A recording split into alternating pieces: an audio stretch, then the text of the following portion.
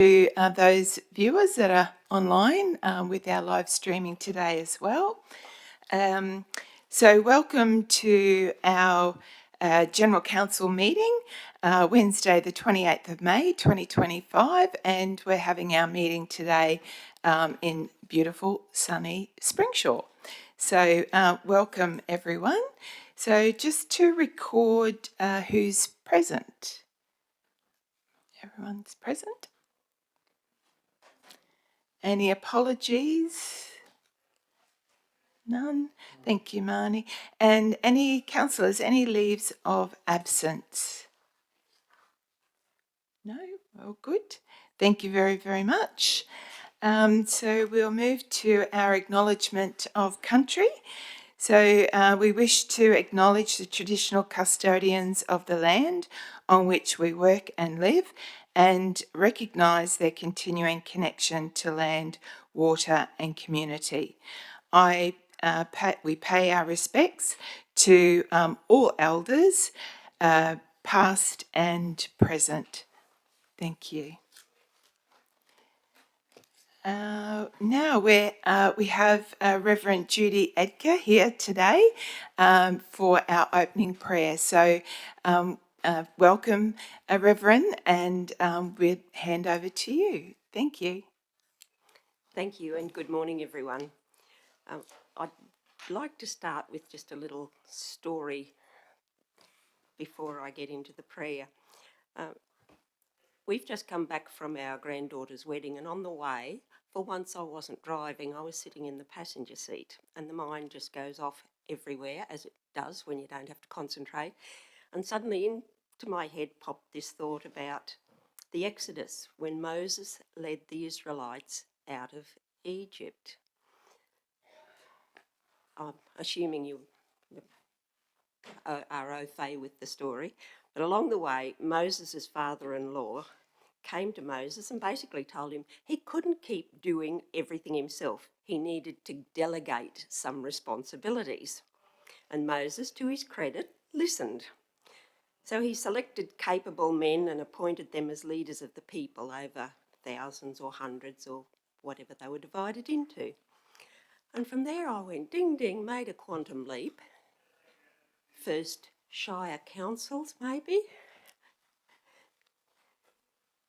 Today, our Shire councils, men and women appointed to oversee the running of various shires, very similar to what Moses did with his leaders. There really isn't anything new under the sun, as the saying goes, is there? True.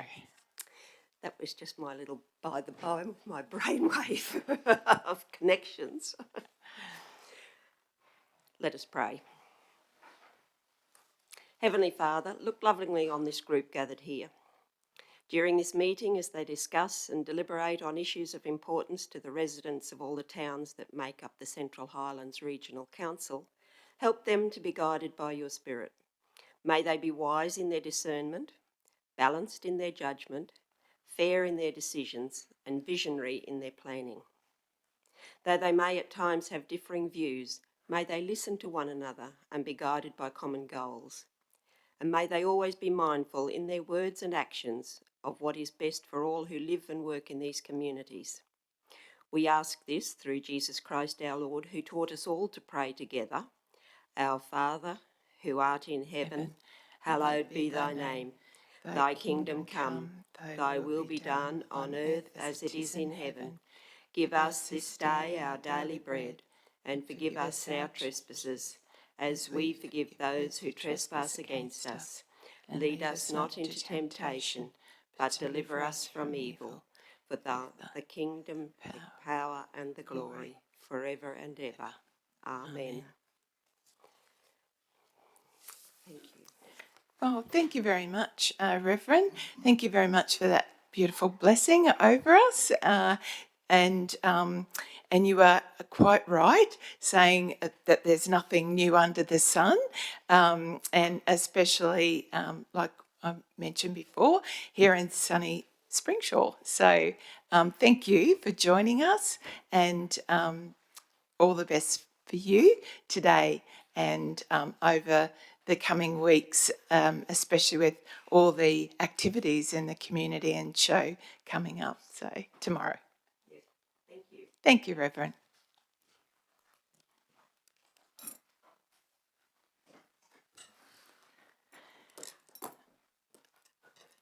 Thank you, councillors. Moving to item number 5, the confirmation of minutes of our previous meeting. So can I have a mover and seconder, please? Mover, Councillor Hindmarsh, and seconder, Councillor Newman. Any business arising out of those minutes? Oh.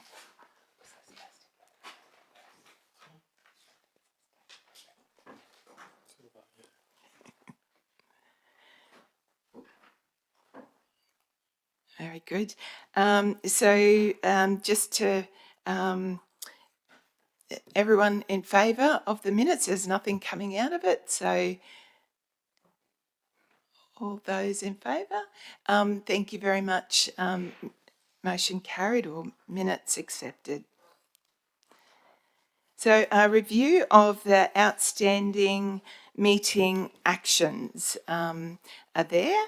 So if there's anything that's on there that councillors wanted to ask about or add.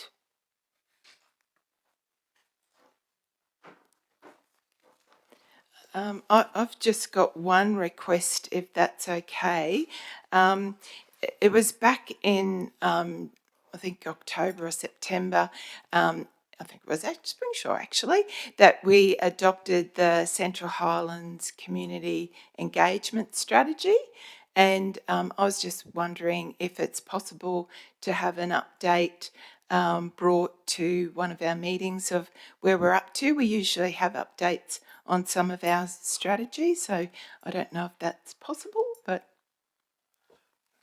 Madam Mayor, I'll take that on notice, most likely through a strategic and briefing forum at some point down the track. Okay, thank you.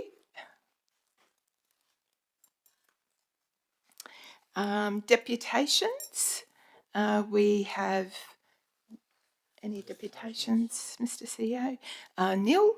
Merrill Minute, nil. And then item number 10, conflict of interest. As they're all reported to the CEO, I'll hand over to... Thanks, Madam Mayor. So I have received 4 written conflicts of interest for today's agenda in relation to item 14.3.1, which is the sale yards report from councillors Cruz, Cypher, Hindmarsh, Donaldson and Whiteman, so 5 of those. The councillors will declare those publicly like they normally will through a process, and then once all declarations are confirmed for this particular meeting, those councillors that are conflicted with declarable or prescribed, if I could just ask them to leave the meeting, while the eligible councillors that remain can make a decision about should they be included in the voting process for that particular item. Thank you, Mr. CEO. We go around the table. Deputy Mayor? Councillor? Yes. Yeah. Thank you. I, Gay Patricia Cypher, inform this meeting that I have a declarable conflict in matters relating to the Emerald Sale Yards based on the following points. I am in partnership, EDGP Cypher, with my husband, Edward Daniel Cypher, running a rural property, Veronica Downs, and sell cattle through the Emerald Sale Yards. We are breeders, not backgrounders. Our property runs 150 to 200 head of cattle. Number 2, in partnership, operating as EDGP Cypher with my husband, Edward Daniel Cypher. We operate Cypher Transport and deliver cattle to the Emerald Sale Yards. Cypher Transport consists of 1 body truck and dog trailer. Number 3, Edward Daniel Cypher's, my husband, ex-sister-in-law, Chris Cypher, is the partner of an agent who is a member of the Emerald Livestock Selling Agents. On very rare occasions, We attend the same family events, approximately 6 family events in the past 22 years. Therefore, I wish to remain in the meeting and ask the eligible councillors to decide if I may participate in the debate and discussion making despite my declarable conflict of interest. Thank you, Councillor Cypher. Councillor Cruz. Oh, sorry. Through the Mayor, I wish to inform the meeting that I, Councillor Rachel Cruz, formally declare a conflict of interest in relation to agenda item 14.3.1, Emerald Sale Yards Business Governance Review. The conflict arises from myself owning and operating a beef grazing business in partnership with my husband and related party Ben Cruz, from which income is derived through the sale of cattle, some of which would likely to be sold or purchased through the Emerald Sale Yards. Any private paddock sales of cattle are impacted by sale yards in general, as often recent sale yards prices are used as a benchmark to establish the going rate. Therefore, a conflict arises from this scenario also. My 8-year-old and dependent son and related party, Cash Cruz, also holds cattle interests in the Central Highlands, whereby income is derived from this sale of cattle. Likewise, it is probable that cattle would be sold via the Emerald Sale Yards or on farm, and as such will or stands to be impacted by Council's decision on the matter outlined in agenda item 14.3.1. My father and a related party, Arthur Codd, is the owner of Carnmore in the locality of Balcong, an agricultural property within the bounds of Central Highlands Regional Council. It is used in part, if not wholly, for livestock production, business pursuits, and therefore stands to be impacted. In addition, for the purpose of the matter before us, my sibling Michelle Horn and her husband Gavin Horn must be viewed as a related party due to their association to the aforementioned Arthur Codd and their demonstrated ability and strong likelihood of making business decisions on his behalf. I also have a close personal relationship with Heather and Jamie McLeod, owners and operators of McLeod's Transport, who, with a body truck and dog trailer, transport livestock to and from the Emerald Sale Yards. With respect to the issue currently under consideration, I have a close personal relationship with my stock agent, Brock Palmer, owner and managing director of Emerald Land and Cattle Company Livestock Proprietary Limited, who was formerly a member of the Emerald Livestock Selling Agents and also is actively engaged in trading livestock through sale yards and regionally. While I have no doubt that I do and can approach discussions impartially and believe my background and involvement in the industry would add benefit to discussions, legislation guiding us isn't just about our own confidence in our impartiality, it's about how a reasonable person perceives the situation, and it exists to ensure that there are no grounds for concerns, reasonable or otherwise, about undue influence. With this in mind, I will be removing myself from any and all discussions and deliberations surrounding this particular agenda item. I will add general advice sought from the LGAQ governance team were supportive of this conservative approach. Thank you. Thank you, Councillor Cruz. Councillor, which way would you like to go? You look like you're looking at me there, Councillor Hindmarsh, so. Thank you. Through the chair, Councillor Craig Hindmarsh, believe I have a declarable conflict of interest with agenda item 14.3.1 Sale Yards Business Governance Review of today's General Council meeting being Wednesday the 28th of the 5th, 25. Point number 1, I am employed within a fuel distribution business, Wood and Petroleum Services, that primarily services the rural industry, including beef producers within the Central Highlands region and beyond, who buy and sell cattle through the Emerald Sale Yards. Point number 2, I have been directly involved with the beef industry, having owned cattle, bought and sold cattle through the Emerald Sale Yards. However, it has been 10 years since owning, buying or selling cattle. Point 3, I do have business dealings from time to time with some agents involved with the Emerald Sale Yards, however, not on a regular or personal basis. I therefore wish to remain an active participant within the discussions in relation to item number 14.3.1, Sale Yards Business Governance Review, and subsequently would ask for the remaining eligible councillors to decide if I may participate. Thank you. Thank you, Councillor Hindmarsh. Councillor Donaldson.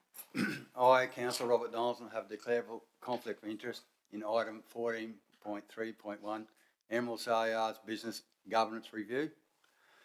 Point one, I am in a family partnership, Rob Lee Pastoral, running several rural properties and sell cattle through the Emerald Sale Yards.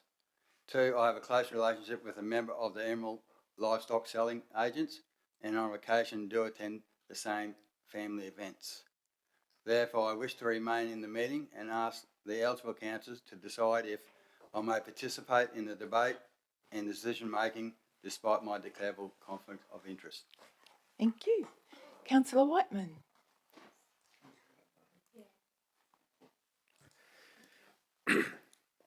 I, Councillor Whiteman, declare a declarable conflict of interest in relation to agenda item 14.3.1, Emerald Sale Yards Business Governance Review.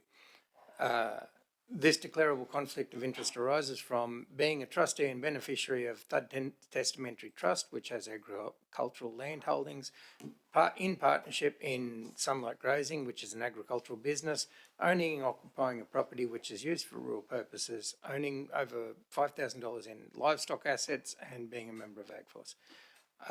I'd like it noted that we don't use the Emerald Yards, we don't trade cattle, we don't buy and sell through the Emerald Yards. We have no close affiliations with anybody who is an agent at the Emerald Yards, and for that reason, I'd like to remain in the meeting. Thank you very much. Councillor Whiteman. Sorry, Madam Mayor, just ask for any other conflicts of interest on any other reports. Oh, okay. Were there any other conflicts of interest on any of the other reports that we have before council today? Okay, thank you very much.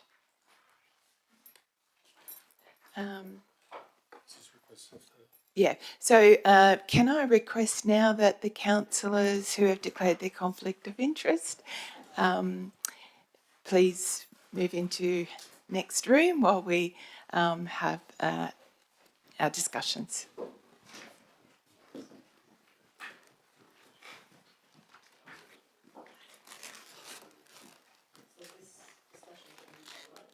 Yes, correct.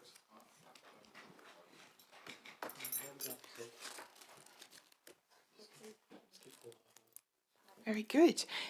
So I think the order that the councillors presented their declarations today started with Councillor Cypher. So if we could have Councillor Cypher's declaration back up, please, Marnie, to have a look at that.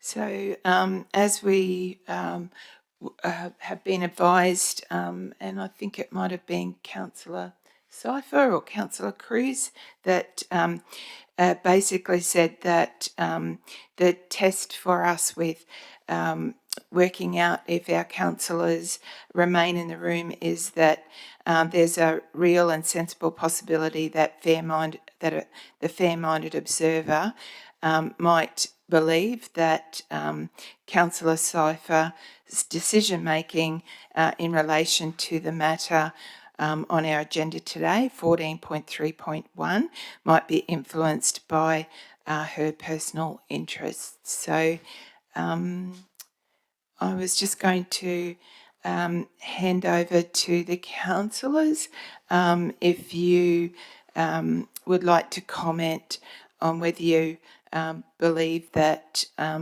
Councillor Cypher would be able to, I guess, have that test made, and that she wouldn't be conflicted enough to have that test proven positive or negative. So I'm not sure which way you want to go. So Councillor Wilkins, if you have. Sure. So in my view, I do feel there is a real and sensible possibility that the fair-minded observer might apprehend that Councillor Cypher's decision-making in relation to the matter might be influenced by her personal interest. Specifically, she sells directly, not necessarily all her cattle, but she does sell cattle through the Emerald Sale Yards, and also their transport delivery business goes to the Emerald Sale Yards as well. I feel there is just there's direct use of the sale yards, so I feel that there's a real and sensible possibility that the fair-minded observer might apprehend that, and so I feel, for those reasons, I feel that she has a declarable conflict of interest and should not be in the meetings. Thank you. Councillor Newman.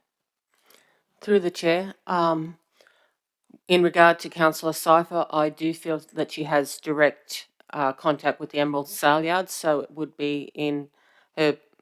She has a direct conflict of interest. So, with that in mind, I believe it would be better if Councillor Cypher is not part of the voting process. Thank you very much. Councillor Burns. Yeah, sorry, I'm just having some technical issues with my agenda. It doesn't want to load.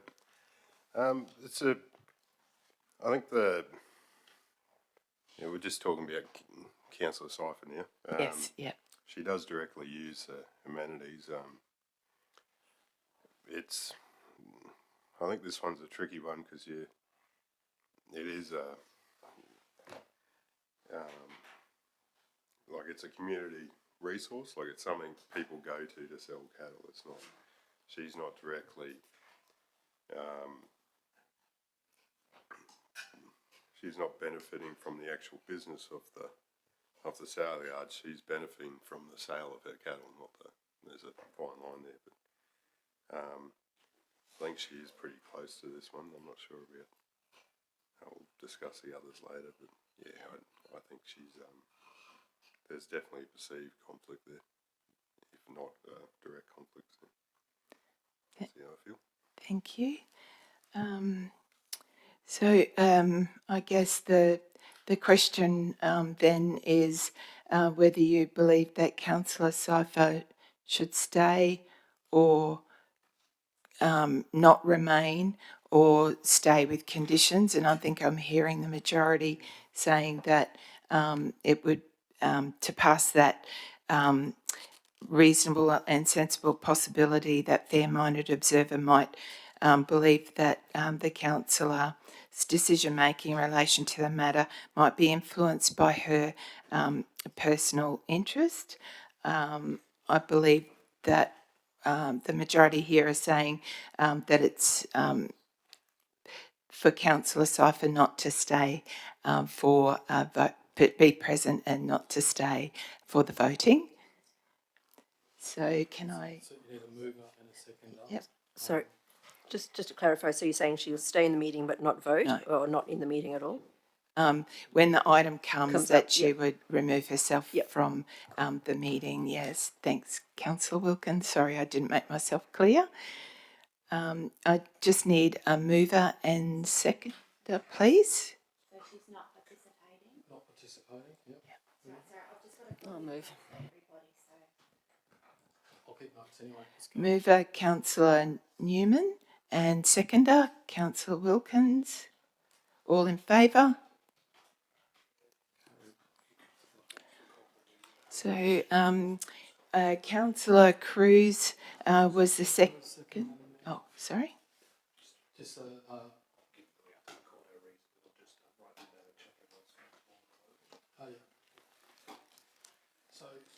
the reason being? Having regard to the nature of the declaration, that there's a real and sensible possibility that a fair-minded observer would consider Councillor Cypher has a conflict. That's how I understood the reason. Yes. Yep. Happy with that, members? Okay.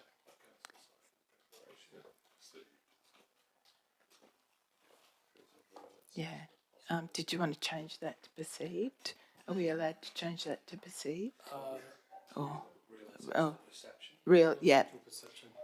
I think if we're using the words in the Act as well, well, not the Act, but Yep, just for consistency. consistency, yeah. Just be with us for a moment.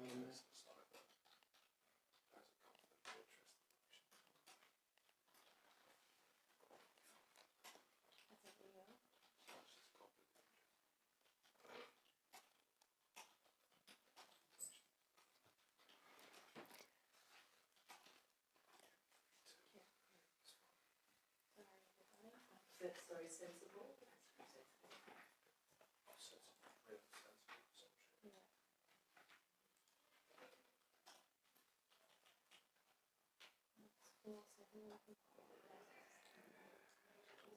I'll start again.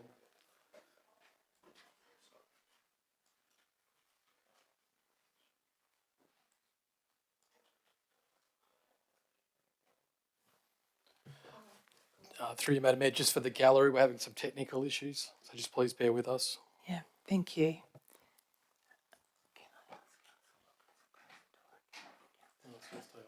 Oh, okay. I just-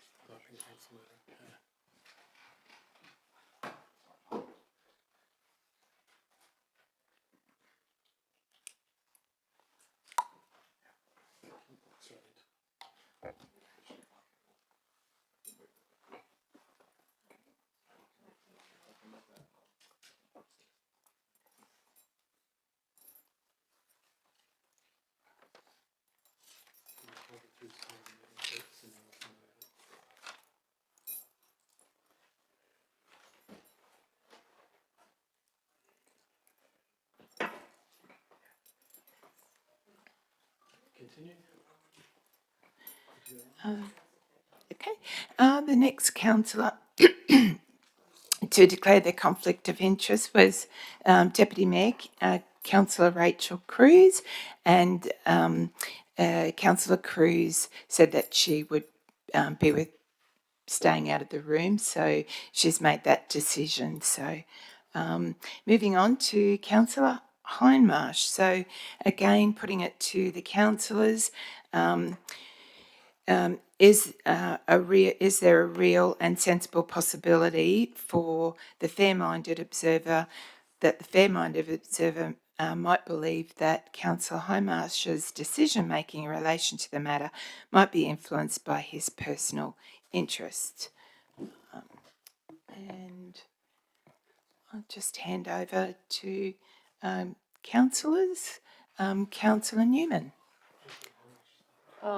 Given the what Councillor Hindmarsh put forward, I do not believe that Councillor Hindmarsh has a direct conflict of interest in regard to this voting, and I would be happy for him to remain to put forward his vote. Thank you. Councillor Burns? Yeah, I agree with Councillor Newman. What was his perceived conflict again? Just large on the screen there.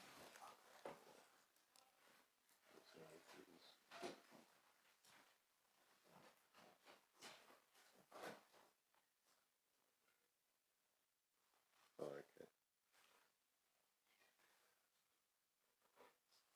Yeah, I don't think that's a conflict. He hasn't sold there for 10 years and yeah, no, I agree with Councillor Newman. Councillor Whiteman.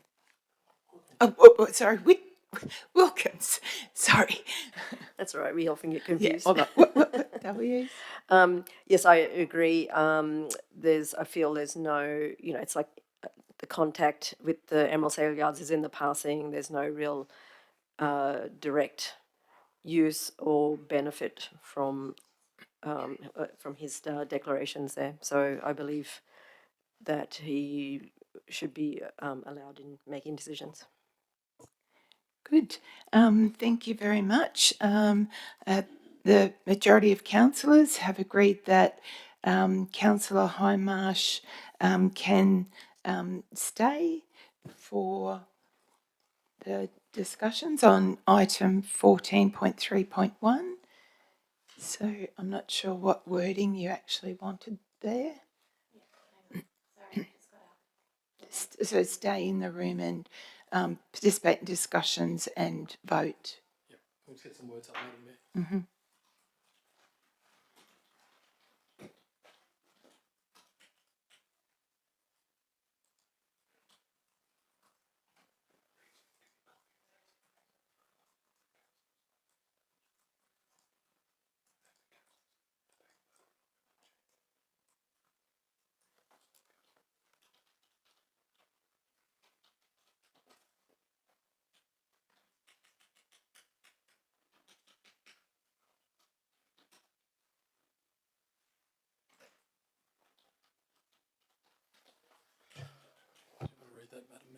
Okay.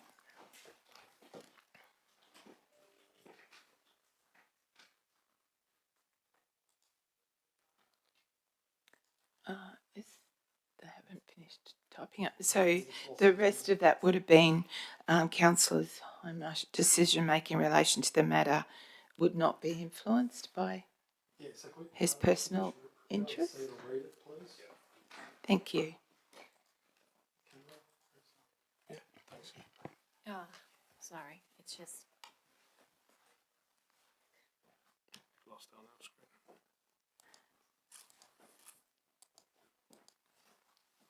Liam, sorry. A little bit of technical difficulty still happening. Won't come up on the screen. Oh, that's what I did. Just maximise that. Oh, yeah. Oh, yeah, there we are. Oh, it's just on the screen.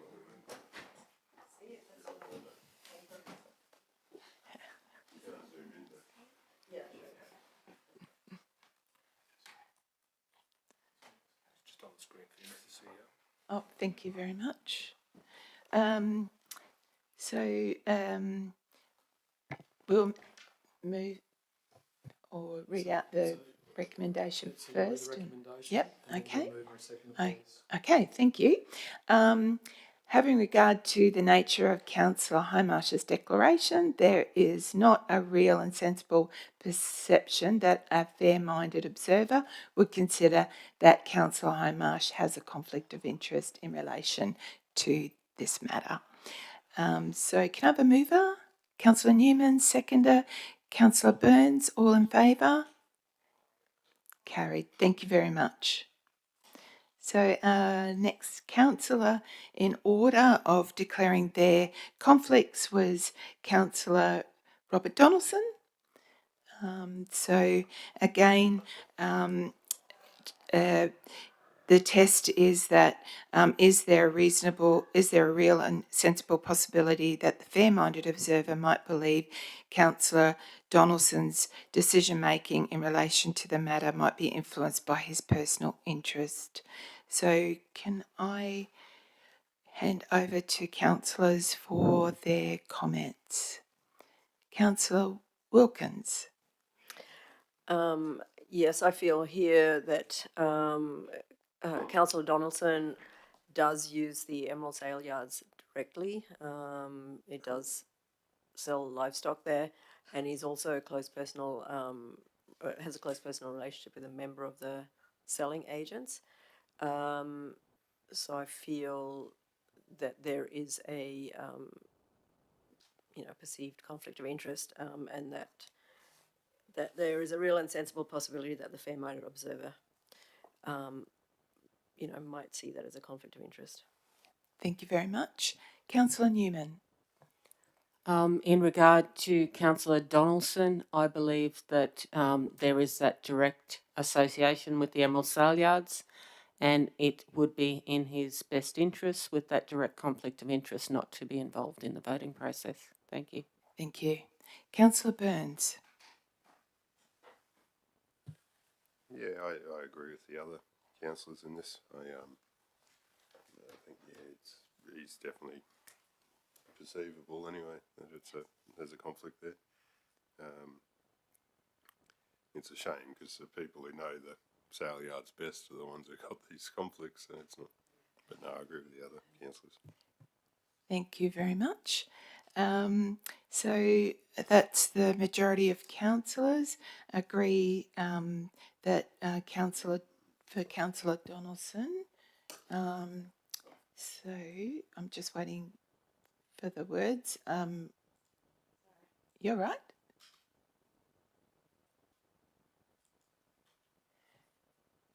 So the recommendation there is having regard to the nature of Councillor Donaldson's declaration, there is a real and sensible perception that a fair-minded observer would consider that Councillor Donaldson has a conflict in this matter. Can I have a mover, please? Councillor Wilkins, seconder. Councillor Burns. All in favour? Thank you. Carried. Our next councillor is Councillor Whiteman. And again, the test is would there be a real and sensible possibility that the fair-minded observer might believe that Councillor Whiteman's decision-making in relation to the matter might be influenced by his personal interests? So they're listed up there, and I'll just hand it over to the councillors for their comments, please.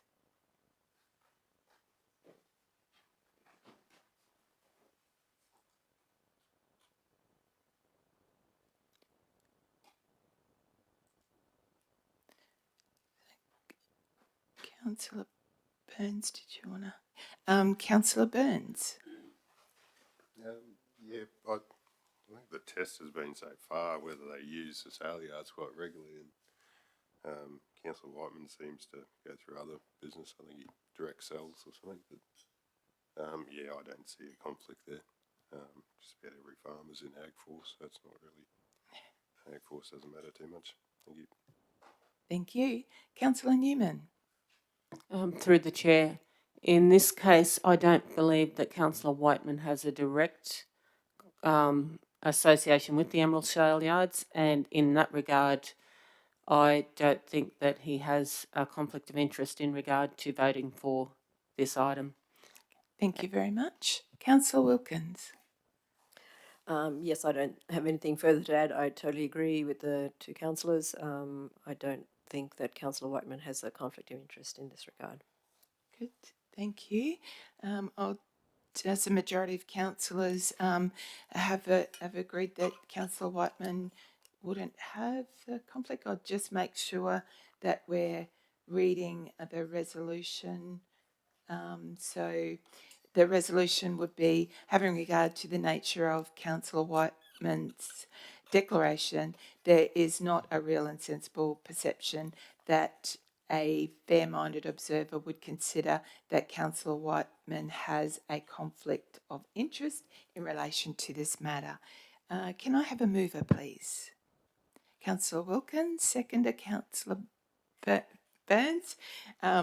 All in favour? Motion carried. Thank you very much. Mr. CEO, that's the end of our...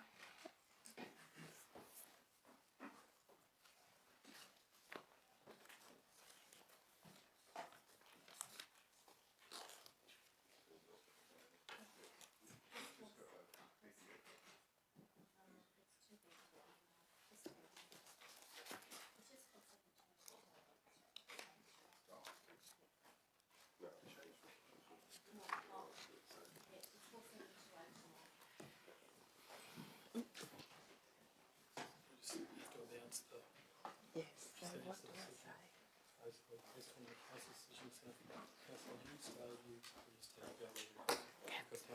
Yep, thank you.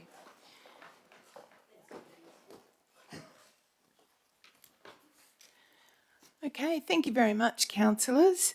So just to clarify that Deputy Mayor and Councillor Rachel Cruz has said that she will be leaving for the discussion for item 14.3.1. Based on the decisions, Councillor Cypher, if you could leave for discussion for the item 14.3.1. Councillor Highmarsh, you can stay based on decisions for item number 14.3.1. Councillor Donaldson, the decision for you to go during the discussion of 14.3.1, and Councillor Whiteman, decision was for you to stay for discussing agenda item 14.3.1. So thank you for that. Thank you. Getting back to our agenda, just got to find my page again.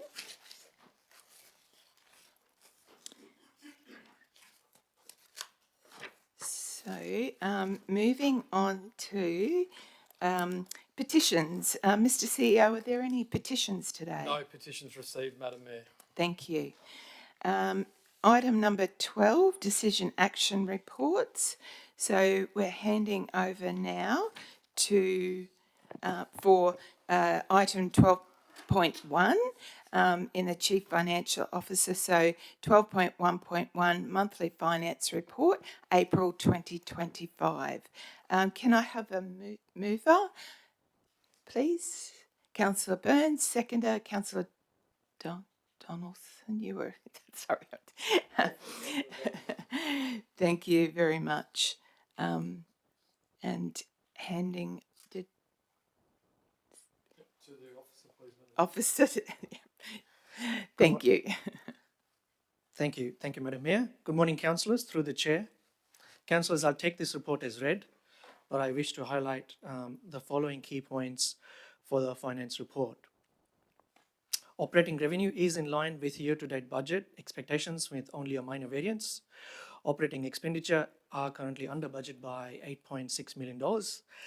There are no significant variances in interest or depreciation, and therefore the operating surplus stands favourable by 11 million.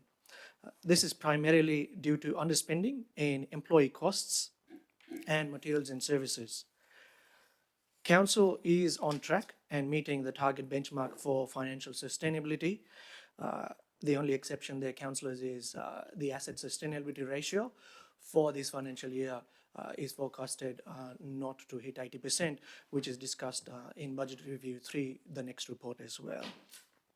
But I'll also say this, councillors, the 5-year average asset sustainability ratio is more than 90%, so we do meet on a 5-year average target benchmark. Thank you. Council's cash balance stands at 137 million. Of this, 51 million is restricted for specific purposes, leaving 86 million in unrestricted cash. Council's business activities have continued to perform favourably against the budget. Unpaid rates and charges total 14.7 million, which is a reduction of 1.5 million compared to last month. As at the end of April, Council has spent 44 million of the capital budget, with a further 25 million in commitments in purchases. This concludes the presentation of the finance report, councillors. I'm happy to take any questions. Good. Thank you very much, Chief Financial Officer. And handing over to Councillor Burns as the mover for this item, if you have any comments or questions. No real comments. Thank you, Ron, for the report. Thank you very much. Any other comments or questions from councillors?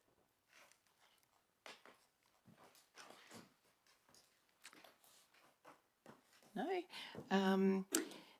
I think it's over to you again, Councillor Burns, if you had anything else to add for closing comment.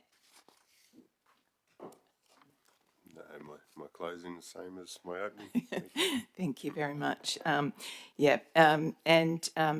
thank you very much for another extremely detailed and comprehensive monthly financial report. So thank you very much to yourself and all your team. Thank you. Thank you, Madam Mayor. Oh, right. Can I have all those in favour? Motion carried. Thank you very much. So moving on to 12.1.2, 2024-25 Budget Review 3. Can I have a mover, please? Councillor Hindmarsh, seconder. Councillor Newman. Handing over back to our Chief Financial Officer. Thank you, Aaron. Through the chair, Council has adopted 2 budget reviews so far this financial year. Should Council adopt this proposed amendment of the budget, this will be the 3rd and the final review of this year's budget. Councillors, I take this report as read, but also wish to highlight some of the material changes in the proposed BR3 position, which has been workshopped with councillors. Operating revenue has increased by 855,000. In contrast, operating expenditure has further reduced by $1 million. Employee costs and materials and services combined have reduced by approximately $600,000, and there's a further $470,000 reduction in interest expenditure.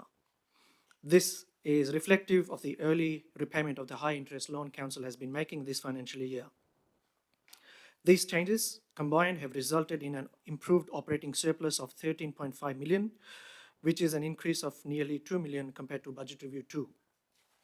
Capital expenditure has decreased by $9.3 million, with the revised capital program now totaling $67.5 million. This adjustment includes a reforecasting of $8.4 million of projects to the next financial year and a return of $1.2 million of unspent funds which are no longer required. Capital grants, in line with the capital project reforecasting, capital grants have been adjusted and deferred to the next financial year. As I made my comment in the previous report, councillors, Council is meeting and is expected to meet all financial sustainability ratio targets except for the asset sustainability ratio. However, as noted, the 5-year average for this ratio is also being met. This concludes the presentation of Budget Review 3 report. Should there be any questions, councillors, I'm happy to take them. Thank you very much. Over to Councillor Hindmarsh as the mover. Thank you. Through the Chair, I just have a comment to make that after the Budget Review number 3, financially, I think the organisation is proving to be on track to achieve substantial surplus, and in paying down debt, I think it demonstrates the way forward for the future as to where we may be heading as a council and the officers. I congratulate you on the achievements. Thank you. Thank you, Councillor Hindmarsh. Were there any other comments or questions from the councillors?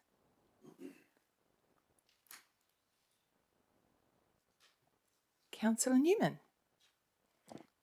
Through the Chair, I would just like to reiterate Councillor Hindmarsh in acknowledging the immense efforts that the entire council and the staff have put together in pursuing this budget and bring it to the standard that it is.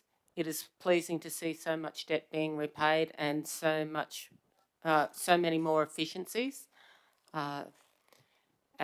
As acknowledged, the assets and looking at those will be something that we have to do more critically in the future. Thank you. Thank you very much. Any other comments or questions? So the recommendations there has already been moved and seconded. So all those in favour? Motion carried. Thank you very much. Moving on to 12.1.3, State Valuation Services Annual Valuation Consultation, 30th of June 2026. And can I have a mover and a seconder, please? Mover, Councillor Cypher. Seconder, Councillor Newman. Oh, sorry, Councillor Newman, sorry. Handing back over now to Chief Financial Officer, Mr. Arun Diaz. Thank you, Madam Mayor. Through the Chair, councillors, as you would be very much familiar, every year the Valuer General seeks Council's view in regards to the annual valuation of all rateable land for the Central Highlands region. Significant movement in land values were recorded in the rural sector between 2018 and 2021 programs. A further significant movement in land values was also recorded between 2021 and 2024. There are trade-offs associated with frequency of land valuations. Frequent land valuations and revaluations may produce valuations that are more closely aligned with market conditions, resulting in changes in land value being more accurate and equitable for property owners. In contrast, longer intervals between programs also reduce administrative burden and also improves ratepayer certainty. In light of this, the 3-year valuation cycles are more manageable and stable for both the ratepayer and council. It is therefore our officer's view that a 3-year interval further enables further enables the department to collect sufficient sales data to support the valuation process. It is on this basis, the officer's recommendation is that council does not support a revaluation of the council for the LGF or the 2026 revaluation program. Thank you. Thank you very much. Councillor Cypher, as a mover. Thank you. It's not our decision as to where this happens, it's just advice that we give to the Valuer General. And there is a risk that if you don't get regular valuations, unimproved valuations done, there can be a risk that they can have a massive jump when they are done. However, at this point in time, I do not see that there's been significant movement in the land market in the last 12 months. So I do support that we don't give a recommendation for evaluation next year, because I don't think there'll be a great deal of change anyhow. So to leave it another 12 months, but I wouldn't like to see it go too far into the future without an improved valuation done across the region. Thank you. Thank you. Thank you, Councillor Cypher. Councillor Whiteman. Further, I agree wholeheartedly with Councillor Cypher's comments. I don't personally see that there's been a significant jump in valuations across the region. Added to that, the possibility that we will be having a rates review. There would be some significant benefit to both council and our ability to forecast ratings, as well as to the people of Central Highlands in not having a review this year. A little bit of stability while we go through the rates review would be beneficial to all parties concerned. Thank you very much. Councillor Newman. Through the chair, I am also in alignment with the decision to continue the sustainability for the budgeting process.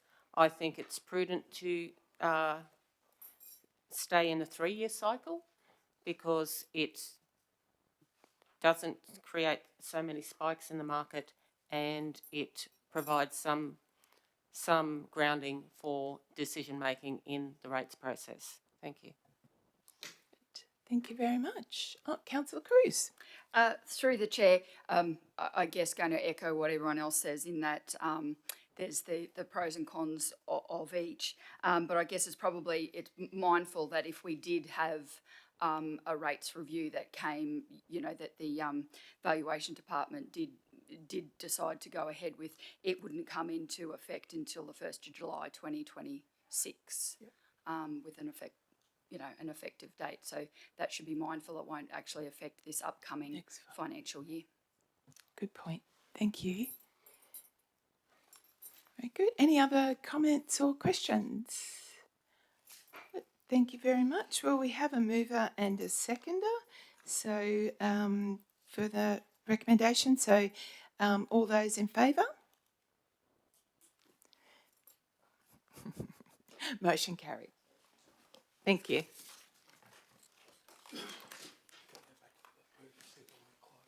Oh, sorry, Kay. I forgot. I've got you written down here too.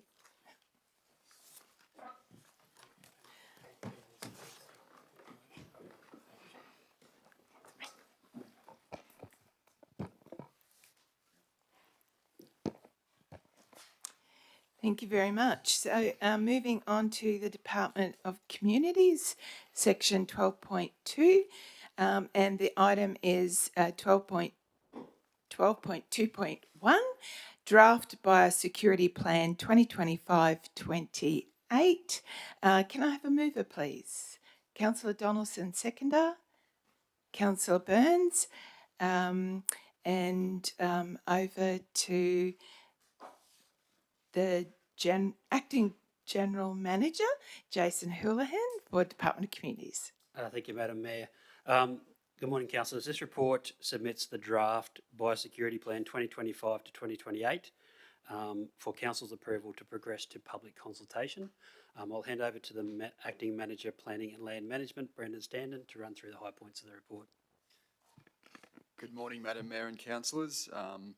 As mentioned, the report presented is for council to authorise the CEO to release the draft Central Highlands Regional Council Biosecurity Plan for public consultation. Public consultation isn't a mandatory requirement under the Act, but it is considered best practice. A local government's required under the Biosecurity Act to have a biosecurity plan. The current biosecurity plan was first adopted in 2017 and in line with making sure the plan remains current and responsive, the draft biosecurity plan has been put forward. It's been drafted in consultation with the Department of Agriculture and Fisheries, neighbouring local government areas, key resource groups. I understand it's been previously workshopped with this council and previous councils, both in 2023 and earlier this year, among a select number of landholders. So the draft changes to the plan, among other things, include introduction of additional pest animal and plant species, aligning the plan with the current legislation and improved formatting, which also includes graphics identifying identified pest, plant and animal species for ease of identification. I'll take the report as being read, but happy to answer any questions. Very good. Handing it over now to Councillor Donaldson as a mover. Through the chair, it was last week, myself and Councillor Hindmarsh went to the PAWS conference, which is a pest and weeds symposium in Glasson. It was said to us, the biosecurity plan, there's only 1 in 3 councils actually got a security plan in Queensland.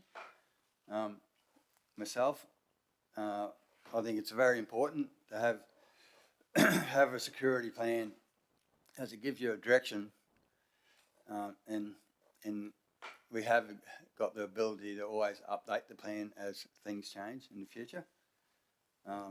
Personally, I think it's a very important document because, as we know, weeds and pests within Australia is a huge problem and it costs a lot of money. Thank you. Thank you, Councillor. Councillor Newman. Through the chair, I'm in agreement with Councillor Donaldson, and I believe that the council and staff have to be congratulated in pursuing this biosecurity plan.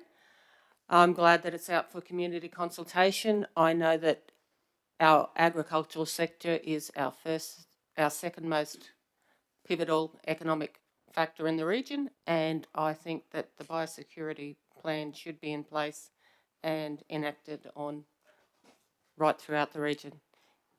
Thank you. Thank you very much. Councillor Hindmarsh.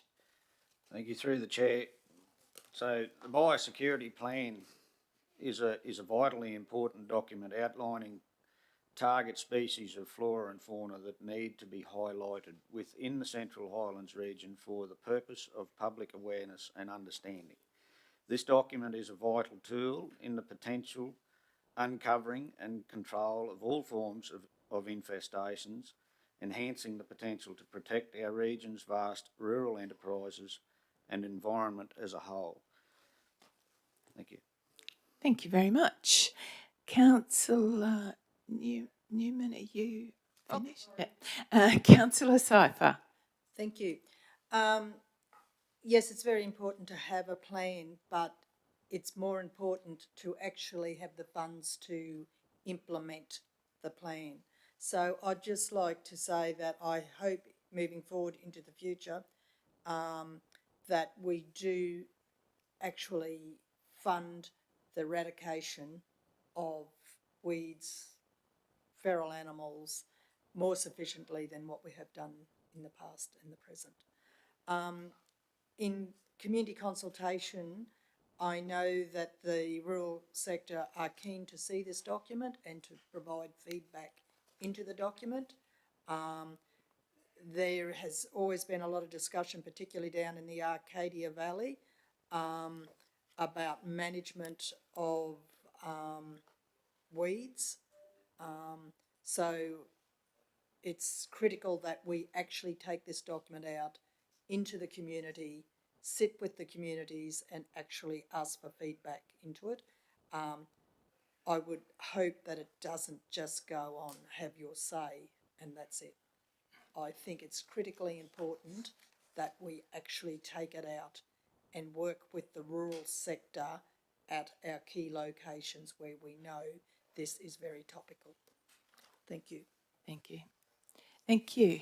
Councillor Wilkins. Thank you, through the chair. So thank you, Councillor Saifa. I agree with you. I totally. I think that's, but I think also not just the rural sector. As a urban living person, when I go for a walk around Emerald, there is so much. I see so much Parthenium, Leukina.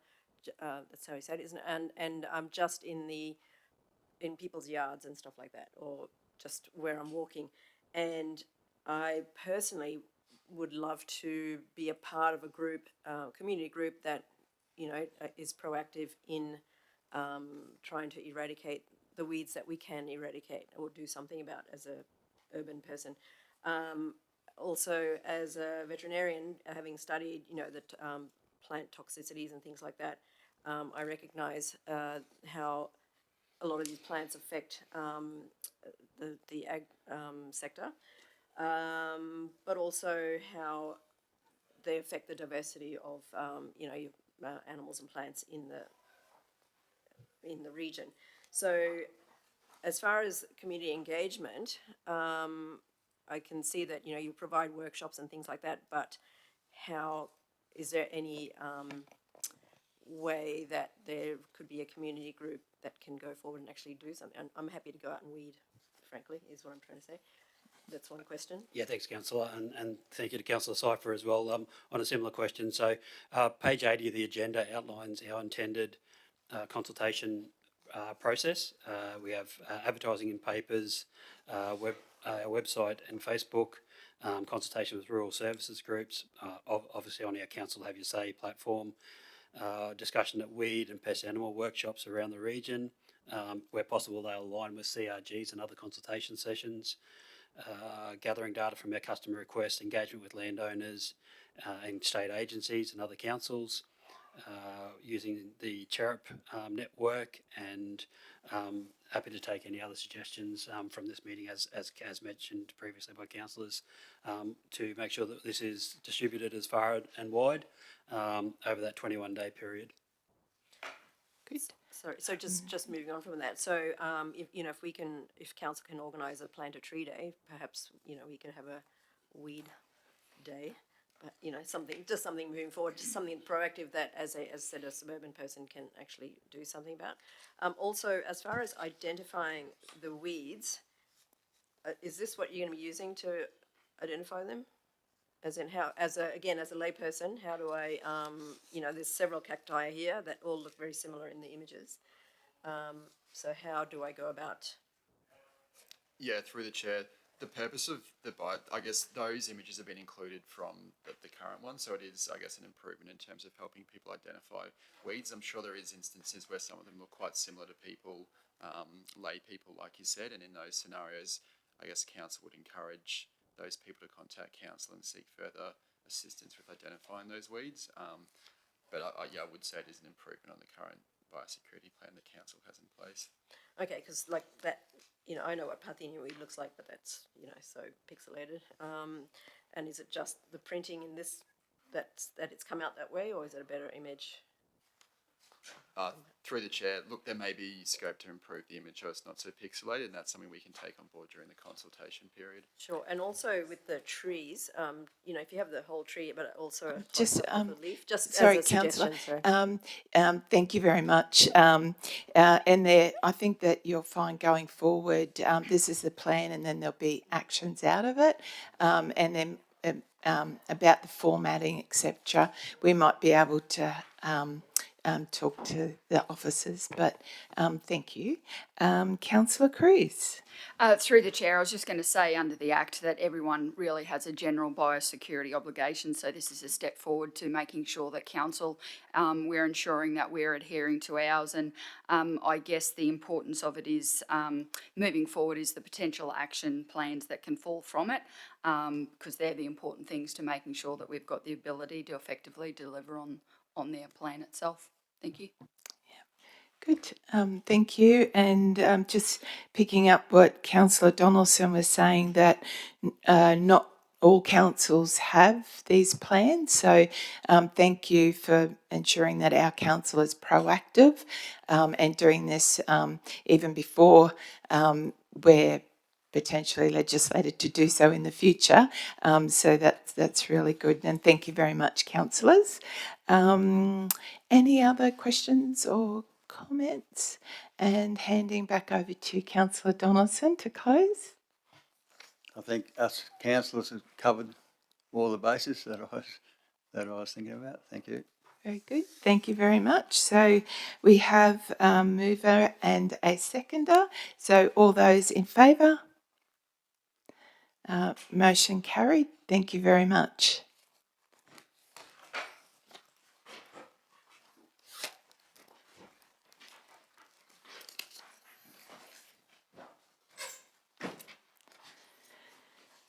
So moving on now to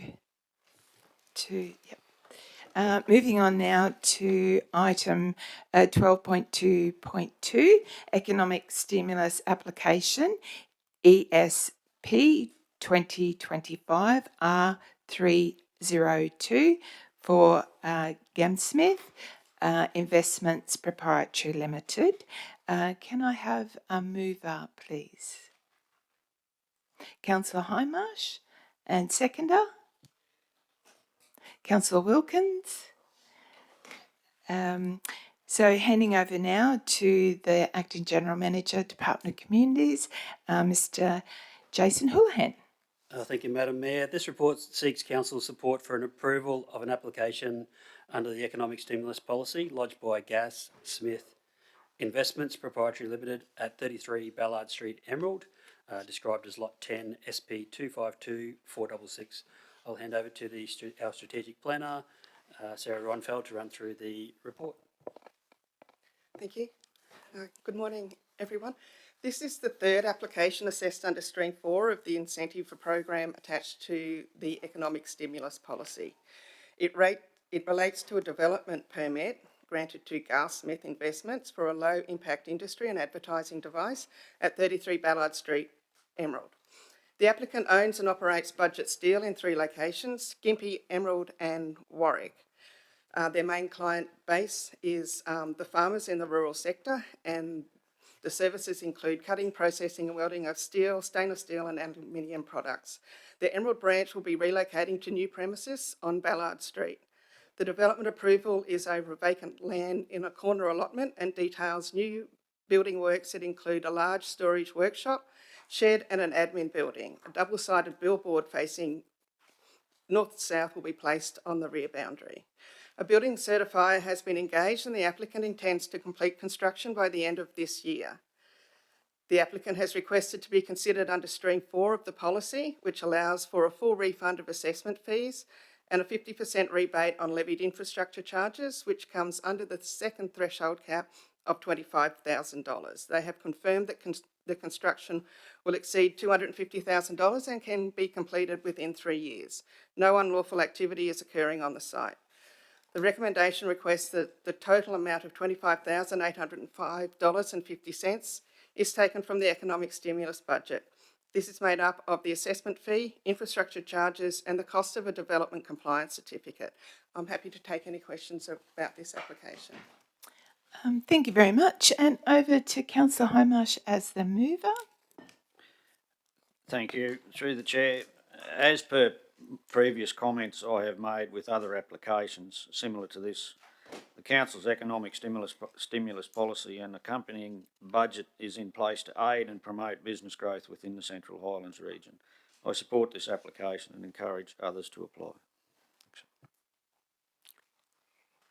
Fabulous. Thank you very much. Councillor Newman. I am in agreement with Councillor Hindmarsh. We are looking to stimulate our local economy, and this application is justified in doing so. I just have one question against the visual item in the report. I believe that that area shown has been more developed now, and I just wonder whether we could get a more current update of those other industries that are situated in that region in the future. Thank you. Thank you very much. Any other comments or questions? Just a quick question. Where do they move from? So currently, they're on Ballard Street, next door, so they've purchased this block, Cool. But before that, you're right, they were in Macaulay Road. Okay, cool. Thank you. Very good. Thank you, councillors. No other questions or comments? It's just great to see a business expanding like that. And as you quite rightly said, Councillor Newman, there are a lot more businesses out there. I just went out recently and noticed the growth out there. So, absolutely great to see council being able to support, business investment and growth. So, over to Councillor Hindmarsh to close. No further comments, thank you. Thank you very much. So the motion has been moved and seconded. So all those in favour? Motion carried. Thank you very much. Okay, moving on to item 12.2.3, Economic Stimulus Application R304, Pig Downs Crematorium. Can I have a mover, please? Councillor Cypher. And a seconder? Councillor Burns. Handing over now to our Acting General Manager for Department of Communities, Mr. Jason Houlihan.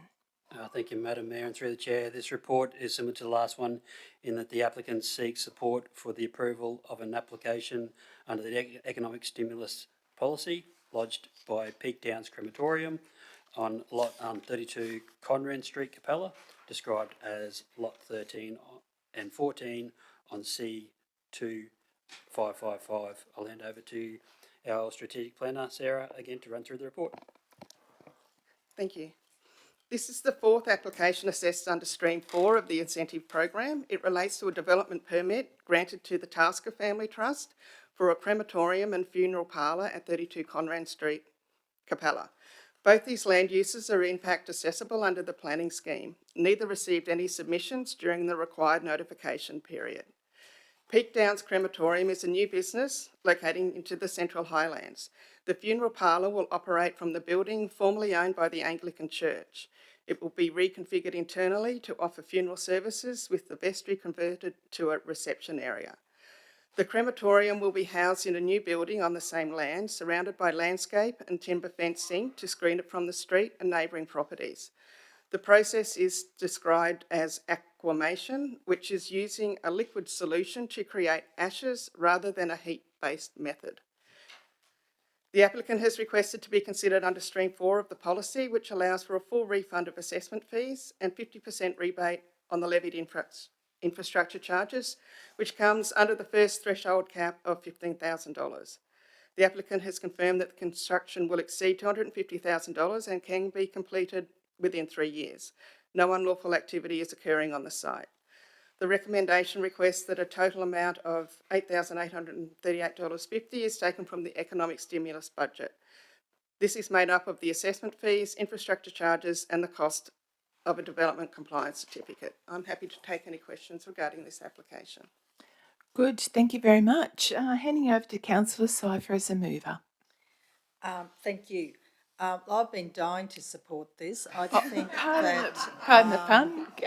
I think it is absolutely fantastic to see that there is a new business going to be opened up in Capella of all places. I think this crematorium is much needed across our whole region. It has been talked about by other people in the past. There's been studies done into it, and here's some people who have actually taken a risk to open a crematorium in a small town with a population of about 1,200 people. I mean, I don't think they're all going to die and go there, but there's a huge waiting list to be cremated in Rockhampton. And I think that's sad that when you're ready to be cremated, that you have to wait in the cooler before you can get an opportunity to be there. So I just think this is fantastic, extremely exciting. They're reusing a little chapel that has been vacant for a while. I just think this is the best news story we've had in a long time. So congratulations to them, and I fully support it. Thank you, Councillor Sypher. Councillor Hindmarsh. Through the chair, I agree. I think it's with Councillor Sypher's, not about the dying bit, but with Councillor Sypher's comments on seeing a new business open in Capella and regardless as to what it is, I think the way things have been with our growth in this region over the past years with private enterprise as a whole, I think it's a wonderful thing to see. And I'd like to know, Councillor Sypher, if you've already made your booking. I'm waiting for this application to be approved first. Thank you very much. Councillor Newman. Through the chair, I am also in support of this business application. I think it shows a great deal of initiative. The process involved, I don't know if that has any impacts in how we, as they're not quite ashes, but how we actually have to,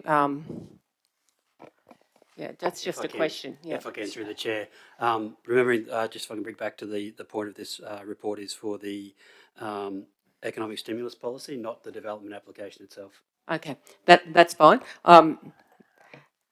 I also want to congratulate the team on the level of detail that they put into these stimulus package reports. They make our decision making quite easy, and I am all in favour of seeing a new business in Capella. Thank you.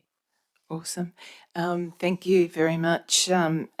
Absolutely. I think, as councillors have already said, it's a much needed facility for our region.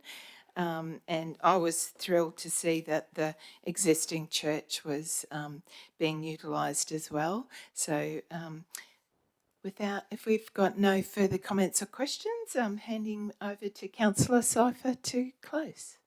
No further comments, thank you. Thank you, Councillor Sypher. Has been moved and seconded. So all those in favour? Motion carried. Thank you very much. I did see your hand up there. Okay. Thank you very much. So motion carried. Thank you very much.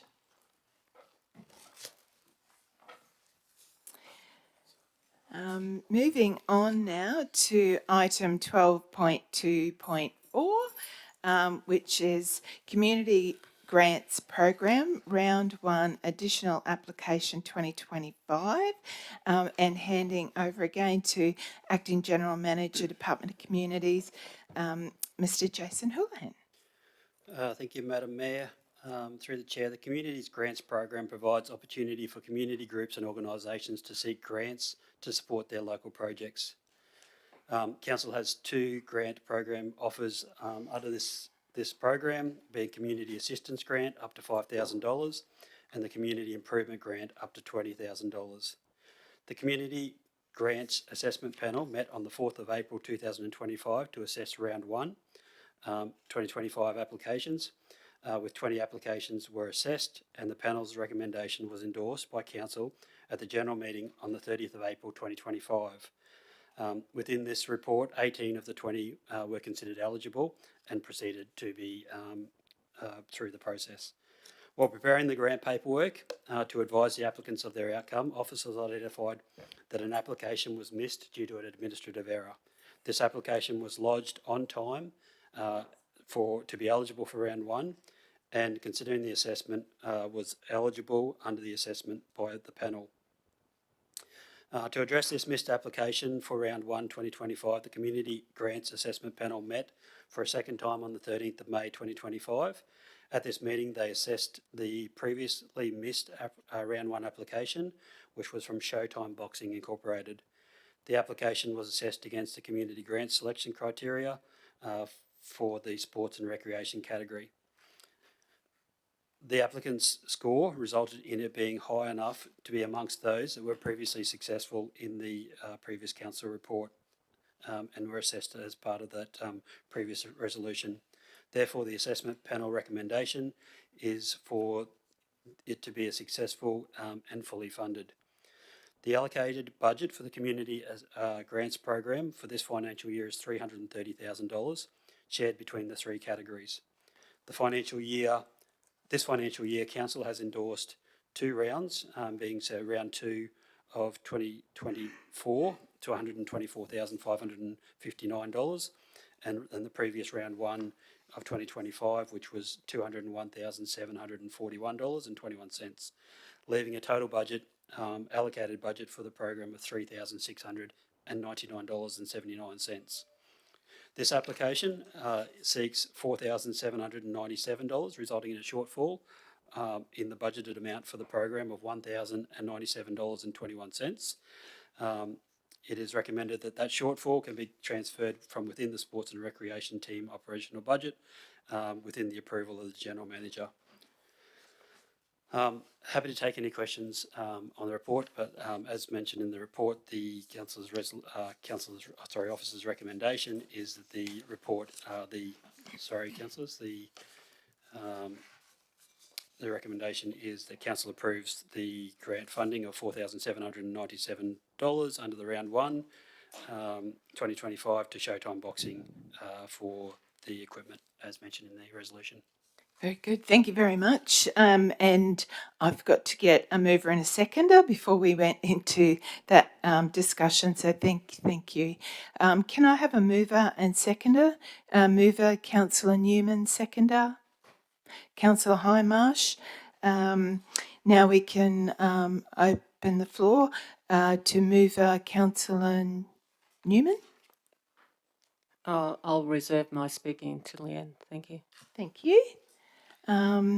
Councillors, any other comments or questions? Councillor Hindmarsh, thank you. Thanks, through the chair. I appreciate that this error is being corrected, and I thank officers concerned for identifying it and bringing it forward. Although I am of the belief that once a budget is approved, it should be adhered to, although with the circumstances surrounding this application, I am in agreement with our CEO's steps to rectify the mistake and support the application. Thank you. Good. Thank you very much, Councillor. Councillor Wilkins. Sorry, just a couple of questions. So with the community assistance grant, is that so that the what they're purchasing or whatever is assists a lot of people in the community, or can it just be like one little group, like the boxing group? Sorry. I'm happy to comment there if you like. Part of that, those questions are asked in the evaluation as well. I don't know if you wanted to add anything more to that. There would have been like... Yeah, I understand that, but it seems like if they're getting 3 air bikes, it's just only going to be benefiting just that group. I just want to know whether, sorry, because I don't know exactly the criteria for evaluating. Yeah. Through the chair, I will just try and bring that up on the side here, Council, as well. I do talk in terms of the application. So the Showtime boxing application is similar in type to the other 18 that were approved in the previous resolution. So we do see local sporting clubs in varying sizes apply for funding through both the sports and recreation assistance and the community improvement category. So if it's in the sport and recreation category, how come it wasn't taken out of the sport and recreational assistance? Is that Through the chair, so the bucket of funding or the funding allocation of $330,000 is across all Okay, of the thank funding, you. so it's not isolated into individual categories within the budget. Very good. Thank you. Any other comments or questions? If going to you to close, I just have a question, if that's all right. So just to clarify, and I'm thinking that the resolution is that we adopt for the grant to be adopted. But I just wanted to ask a question just to clarify. I think picking up on what you were saying that I had read that the shortfall, excuse me, the shortfall of the 1,900 and sorry, $1,097.21 could just be transferred across anyway without, coming for council. Yep. Okay. That was all. That was a bit waffly, wasn't it? But anyway, I just wanted to clarify that that's already done. That can be done once this is approved. Yeah, through the Thank chair. you. So under the delegation of the general manager and the CEO, that transfer can happen internally. Good. Thank you. And no other comments or questions. Councillor Newman to close. Through the chair, I am in support of the application. In regard to the community grants, I have been on this committee for 12 months. So it was a committee that I joined when commencing as a councillor. I do believe that we are reviewing these committees and also our grants policies, and I have put forward some recommendations regarding governance around this particular group. So I hope that this will strengthen in the future and there'll be not the difficulty of a gap decision making like this is in this instance.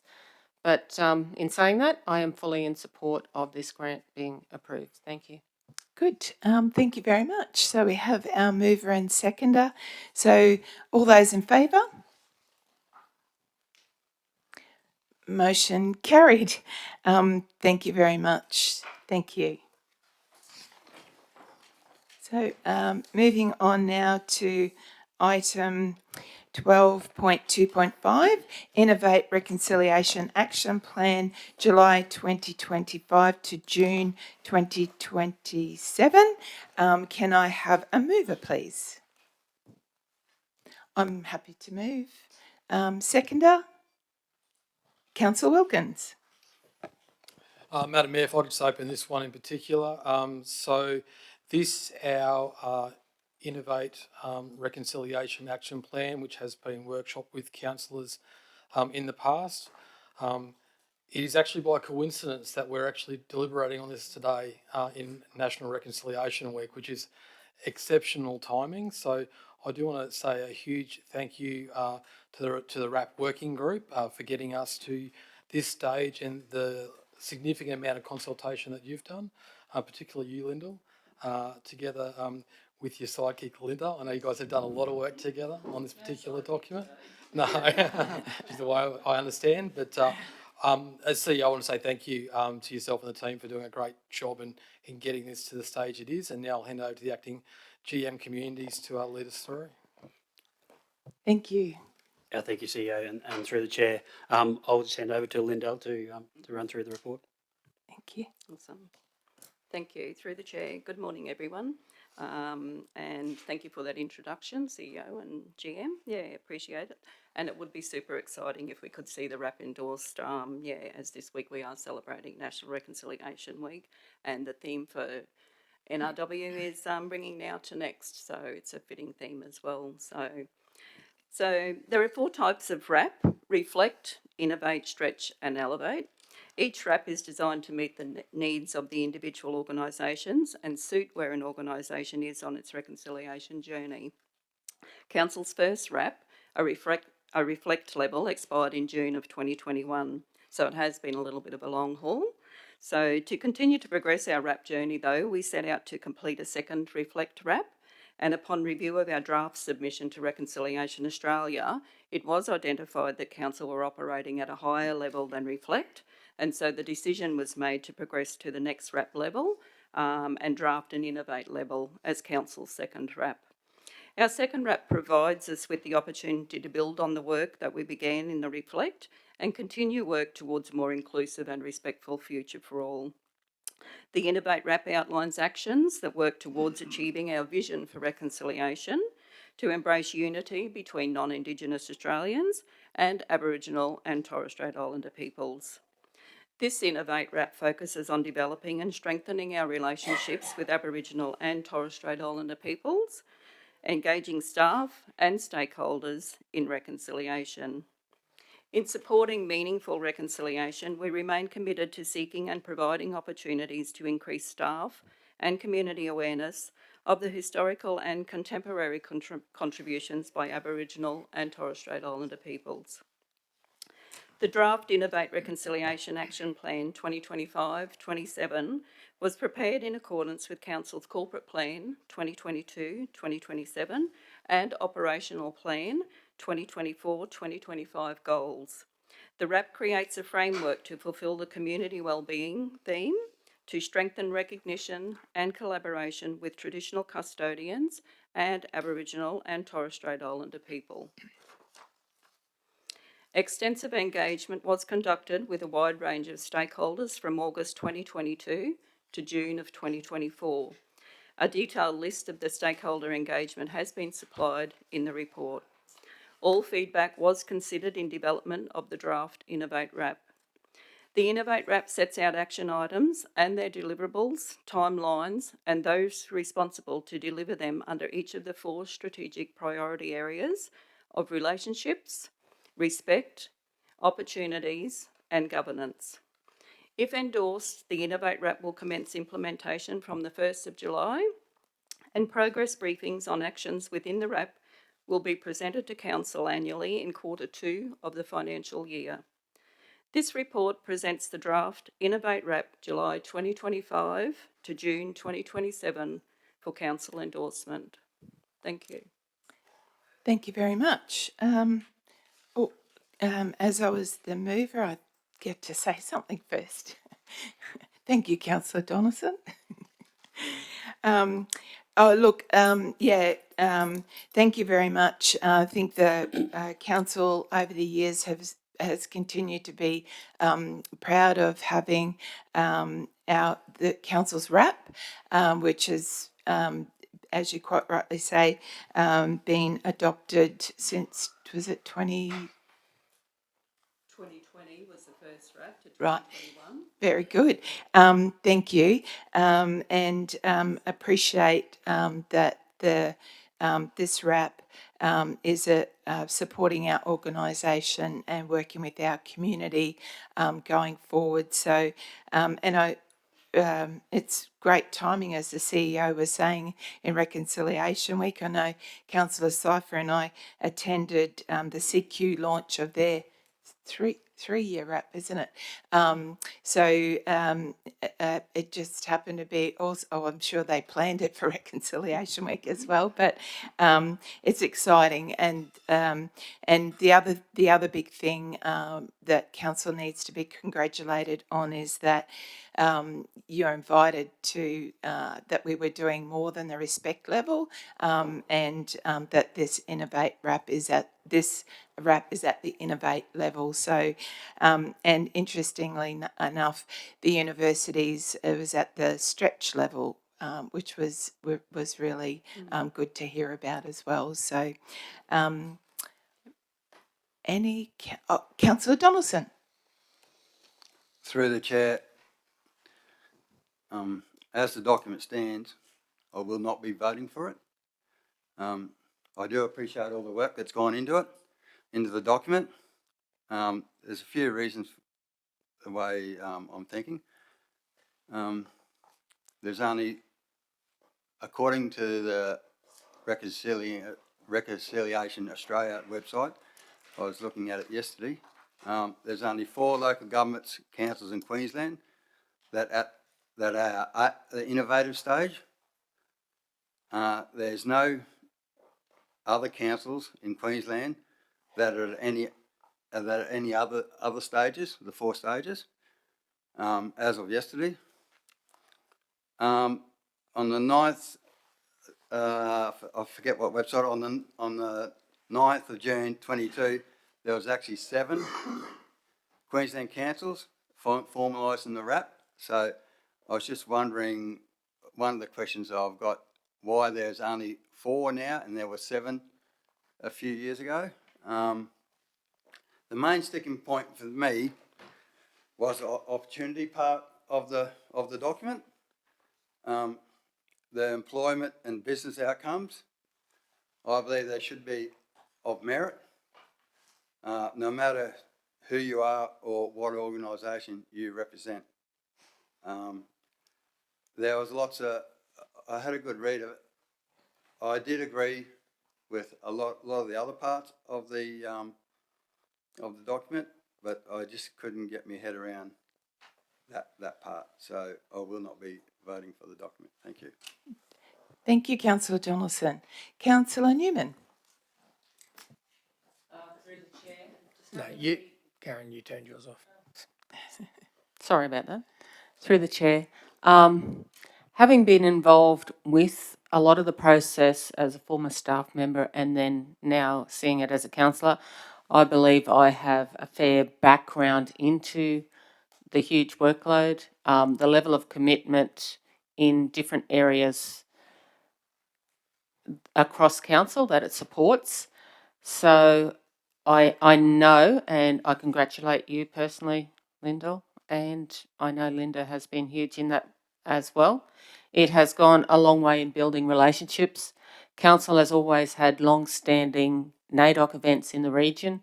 It sort of formalises a framework around some of the existing processes, and to be at such a level speaks highly of the relationship building and the level of work and commitment put into this document to date. So I'll be supporting it. Thank you.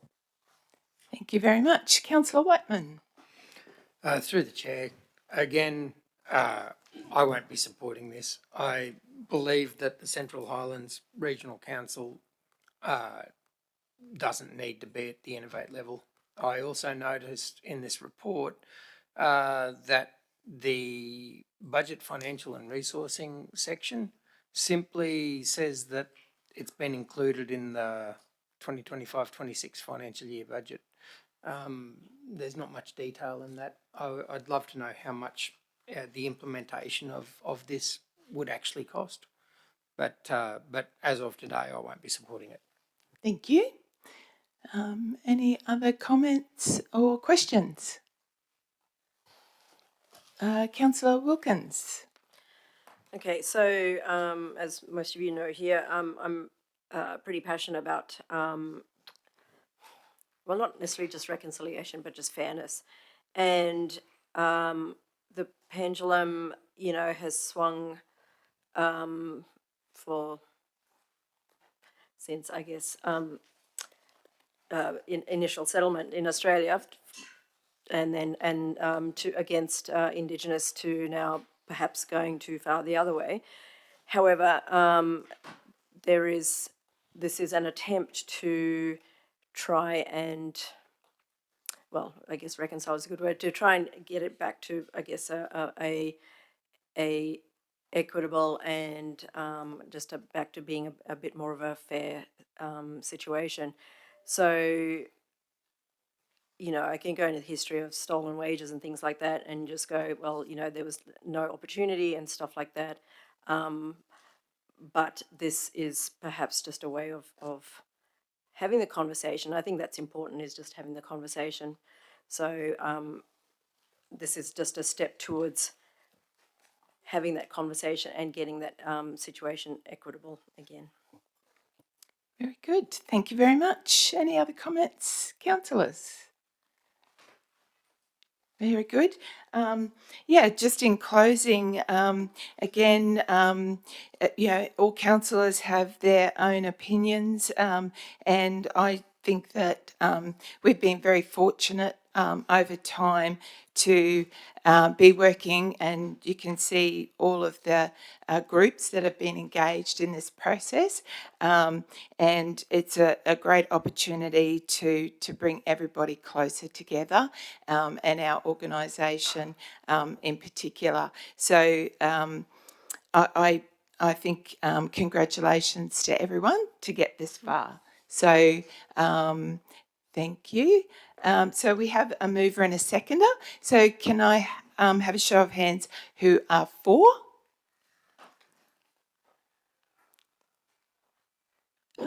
Have you got, so that's Councillor Hindmarsh, Councillor Wilkins, Councillor Newman, Councillor Cypher, Councillor Cruz, and myself. And those against? Did you get everyone there? Yeah. Okie dokie. So we have the majority, so motion carried. Thank you. Are we stopping for morning tea? Thank you very, very much. We're going great guns through the process today, so it's time now for us to stop for a bit of a break, morning tea break, and I think, how long will we be breaking? The time up there? How long? At 11 o'clock, Madam Mayor. At 11 o'clock. So thank you very much. Thank you to our live streamers as well. So we'll return back at 11 a.m. Thank you.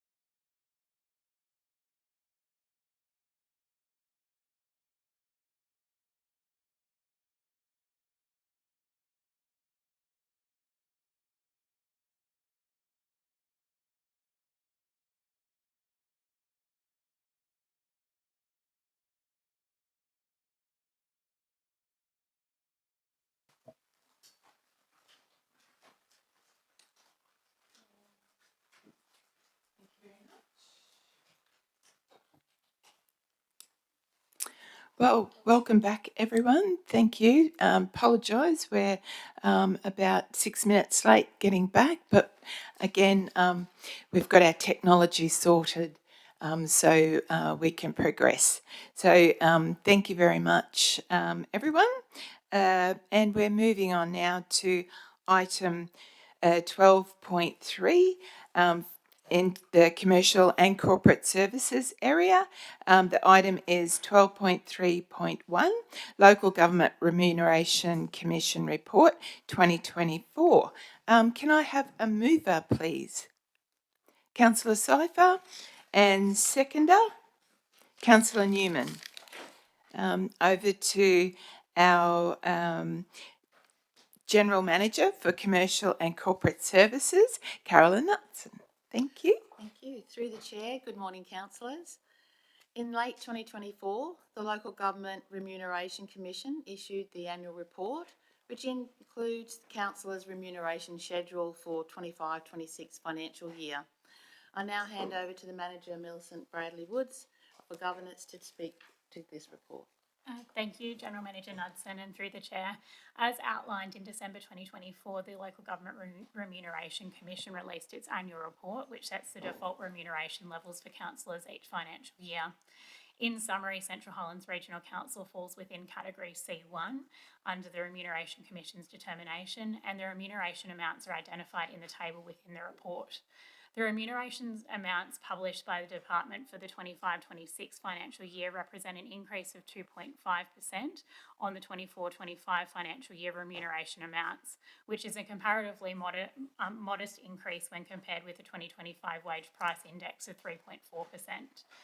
Councillors have an option to either accept the Remuneration Commission's determination, which applies by default under Section 247, subsection 2 of the Local Government Regulation, or alternatively to adopt by resolution a lower amount. Should councillors wish to adopt a lower amount, a resolution is required to be adopted by council in the General Council meeting, setting out the amount of remuneration payable to each councillor, with the remuneration payable to councillors other than the Mayor and Deputy Mayor required under the Local Government Regulation to be of the same amount. In the event that remuneration determined by the Commission is deemed acceptable by councillors, no further General Council meeting report will be required. In closing, it is the Office's recommendation that Council receives the Local Government Remuneration Commission Annual Report 2024. Good. Thank you very much. Over to Councillor Cypher as a mover. Thank you. I certainly think it's indicative that we actually accept the report. And of course, there's always great discussion about the remuneration of councillors and the Mayor. However, I believe the size of our footprint for the Central Highlands Regional Council is massive. And anyone who sits at this table who doesn't think we earn our remuneration then really needs to think twice as to whether they're doing their job as dedicated community people should be doing their job. Many times as a councillor, and I'll use myself as an example, I live at Capella and I travel probably about every 8 weeks to the Arcadia Valley, which is, by the time I leave my home and get back to my home, that is a 10-hour day. And those sort of days are quite regular. My diary is jam-packed, so I have not a qualm in the world in accepting the remuneration that is recommended by the report, because I know I do my job, and anyone who argues against that needs to question their commitments. Thank you. Thank you, Councillor Cypher. Councillor Whiteman. Through the chair, I spent 20 years trying to talk other people into taking a role on council, people that I thought would be good councillors, and what I heard over and over again was the kind of people that I wanted to step forward as councillors couldn't afford to step forward as councillors. And even now, with the current remuneration there's still a lot of people that I think would make excellent councillors who cannot afford to take on this role. I believe that for that reason we should accept the remuneration as it's presented. Thank you, Councillor Whiteman. Councillor Donaldson. I'll be voting against this.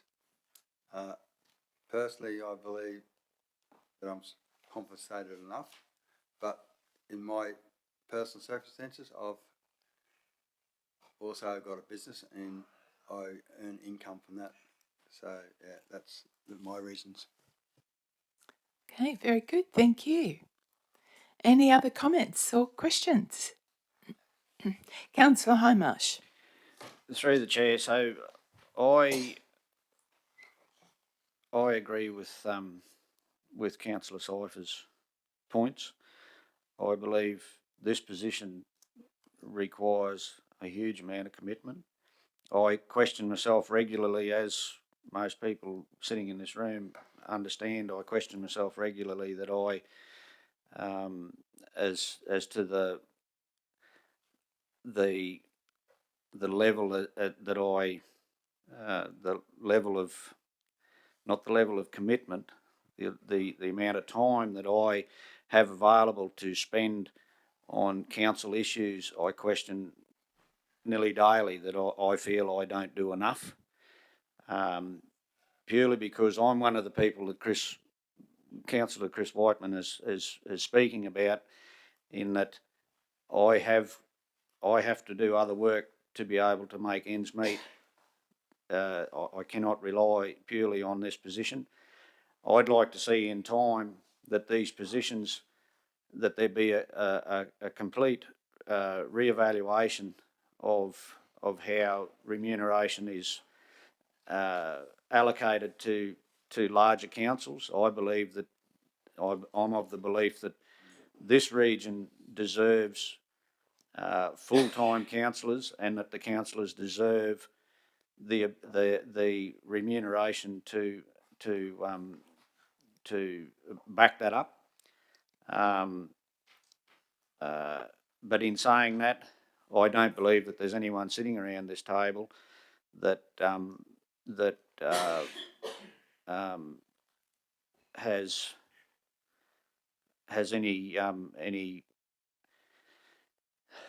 any reason to believe that that we're not worthy of the remuneration that is outlined in this report. Thank you. Thank you, Councillor Hindmarsh. Councillor Newman.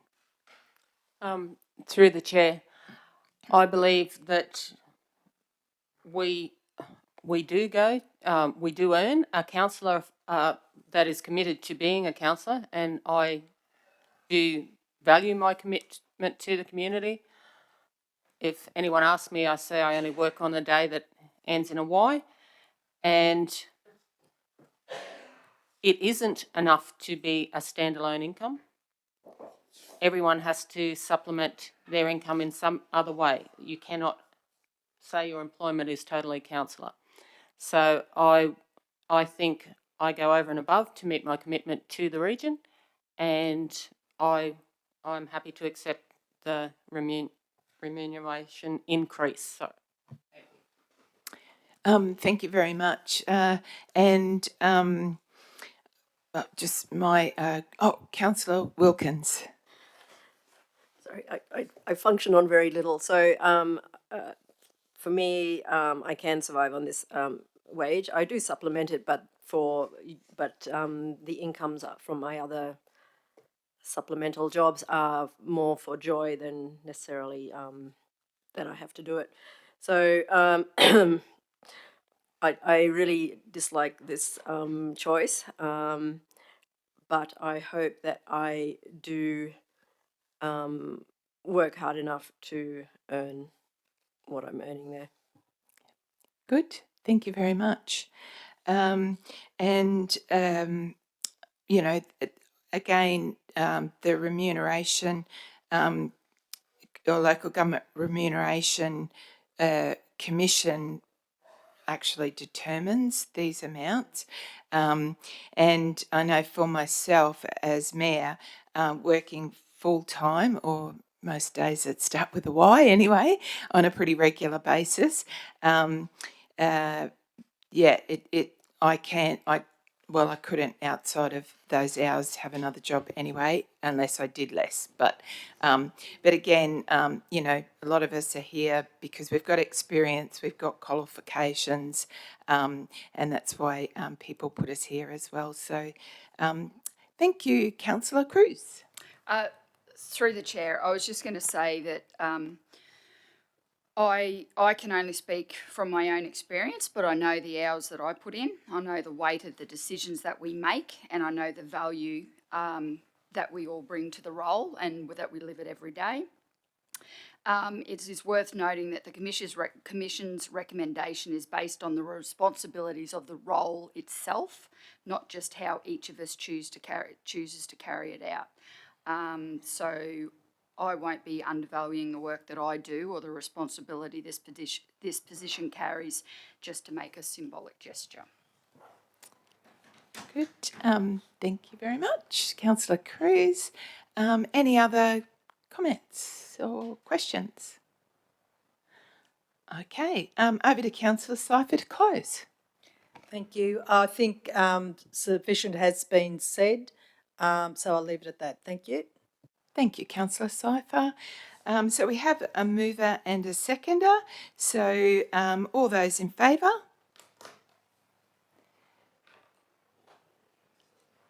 Right. All those against?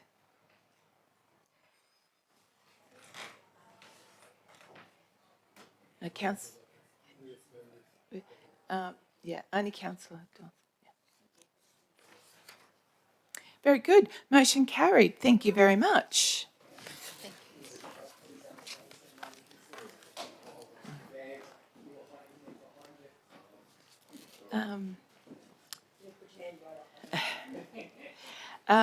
The next section is 12.4, infrastructure and utilities.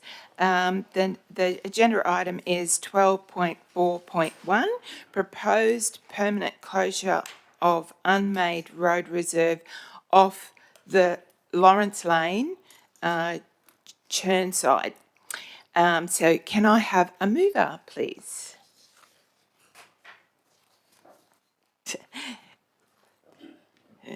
Councillor Cypher, and a seconder, Councillor Wilkins.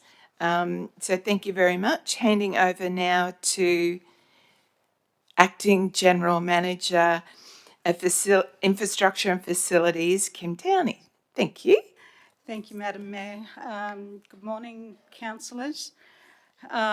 This intent of this report today is just to seek council support for the closure of an unmade road reserve that intersects with the Lawrence Lane, just outside of Capella. It is a formal process that people are required to go through if they do propose to close an unmade road reserve. The details and supporting information are as provided in the report. Open up for questions. Good, thank you very much. Over to our mover, Councillor Cypher. No comment at this stage, thank you. Any other questions or comments, councillors? Just one thing. Councillor Wilkins. I'd just like to make a statement that I like the idea that this has no impact on budget, finances or resources for council. That's it.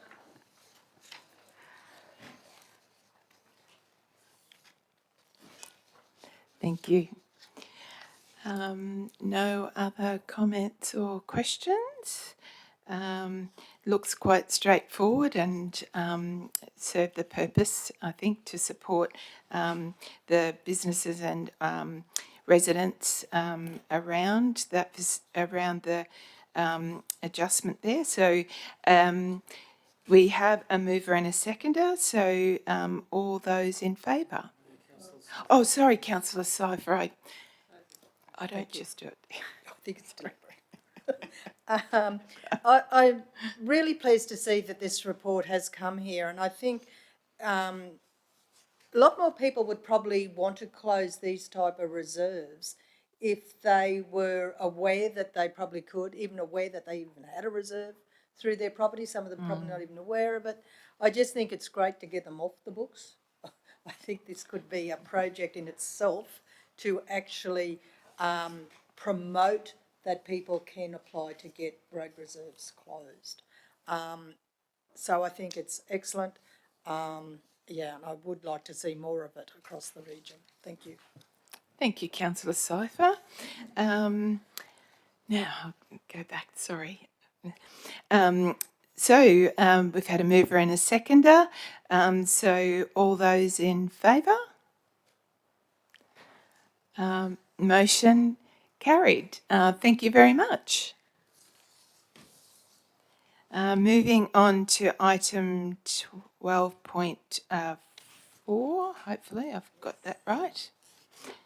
12 I forgot to turn my page there. 12.4.2, state of assets. Can I have a mover, please? Councillor Donaldson, and a seconder, Councillor Newman. I'll over to the officers first and then to Councillor Donaldson. Thank you, Madam Mayor. Councillors, the purpose of this report is to provide Council with an update on the total asset management plan and our asset management planning improvement plan. At the General Council meeting of 13th of December 23, Council resolved to endorse the total asset management plan as provided then for the period 2023 to 24 to 2032-33, and requested that the Chief Executive Officer provide an annual progress report on the total asset management plan and the improvement actions. This report is provided in response to that resolution. Just touching, I'll take the reports as read, but just touching on some points within that report. The total asset management plan and the individual asset management plans are actually a requirement from local government through the Local Government Act and sections 167 and 168 of the Local Government Regulations. They're key strategic documents and a significant tool in supporting management of business and council. Generally, total asset management plans are not updated on an annual basis. They're reviewed and the figures potentially are revised annually as our value of our assets change. The State of the Assets report provided here today is a different view of the same information, but it is to be noted that it is a point in time for the asset condition and the asset consumption ratio. And I'll also note an error in the report. For the current replacement value of assets in poor condition, I have 202 million, it's actually 205. Okay, thank you for Happy picking to that take up. questions. Yeah, thank you for picking that up. Over to Councillor Donaldson. Through the chair, I think this is one of the most important documents that the CHRC has produced. It sort of tells us where we are at a certain point and where we want to and what needs to be improved. I just had a quick look on, I had a good read of it. We just a few facts and figures for the public, they don't want to go through it. Assets of 2.2 billion, of which approximately 58% are in good condition, 33% are in fair condition, and 9% are in poor condition. The poor condition has given just said it's a value of about 205 million, which is a fair bit of coin. Just for a few, I'll just pull out a few examples, like the extremes. Our airport assets, about 93% is rated as good. Resource recovery, 92% is rated as good. To the other extreme, the fleet, 72.5% is rated as poor. Office and furniture fittings and that is 98% rated as poor. Communication tech, we've probably experienced that today, 98% as poor. But you have to put that in a bit of context. When you're reading like the communication, the value of the communication tech, it may be 10 million, but the value of fleet is way higher. So to give people a bit of an idea, what else?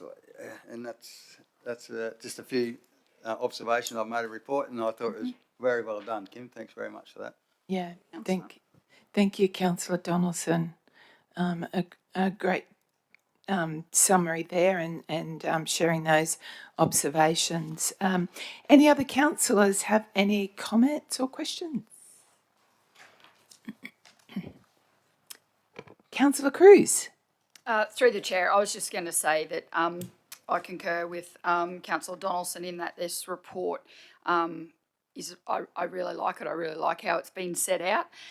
It's probably well within my wheelhouse. I like it, and I guess when it's used in conjunction with the reporting for capital expenditure budgets, when councillors are reviewing those, it gives us a much clearer lens, in particular regards to the priorities and those consumption ratios, and looking at those and looking in the long-term financial plans and what we need to be looking at capital expenditure in the future. So really appreciate the work. Thank you. Good.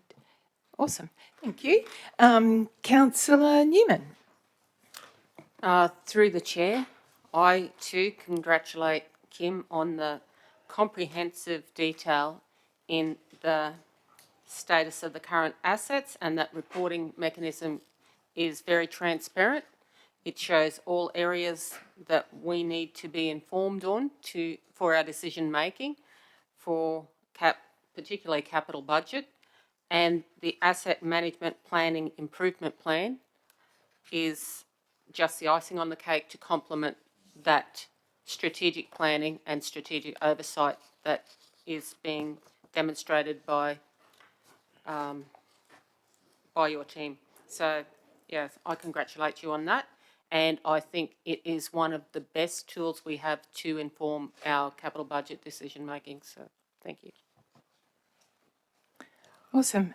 Thank you very much. And I guess just concurring with whatever all the other councillors have said, the level of detail in here helps us to work out where our shortfalls are, as Councillor Donaldson said, where that might be poor condition or better condition.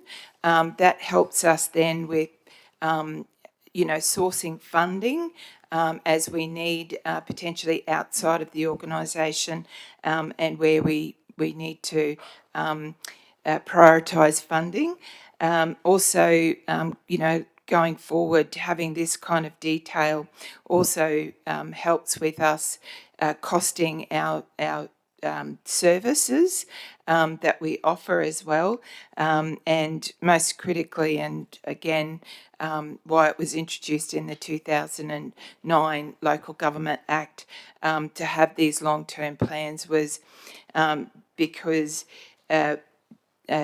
assets like this, or council's assets, particularly those that are ageing, makes us more vulnerable to potentially go over that financial cliff. So with this plan, it means that we can do better financial planning going forward. And again, asset management is I would say a complex science, to say the least, but this report and update certainly helps us moving forward. So thank you very much. Councillor Donaldson, in closing. No further comment, thank you. Thank you very much. We have a mover and a seconder. So all those in favour? Motion carried. Thank you very much. Moving now to item 12.4.3, project nominations, Community Energy Upgrades Fund Round 2. If I could have a mover, please. Councillor Hindmarsh, a seconder. Councillor Newman.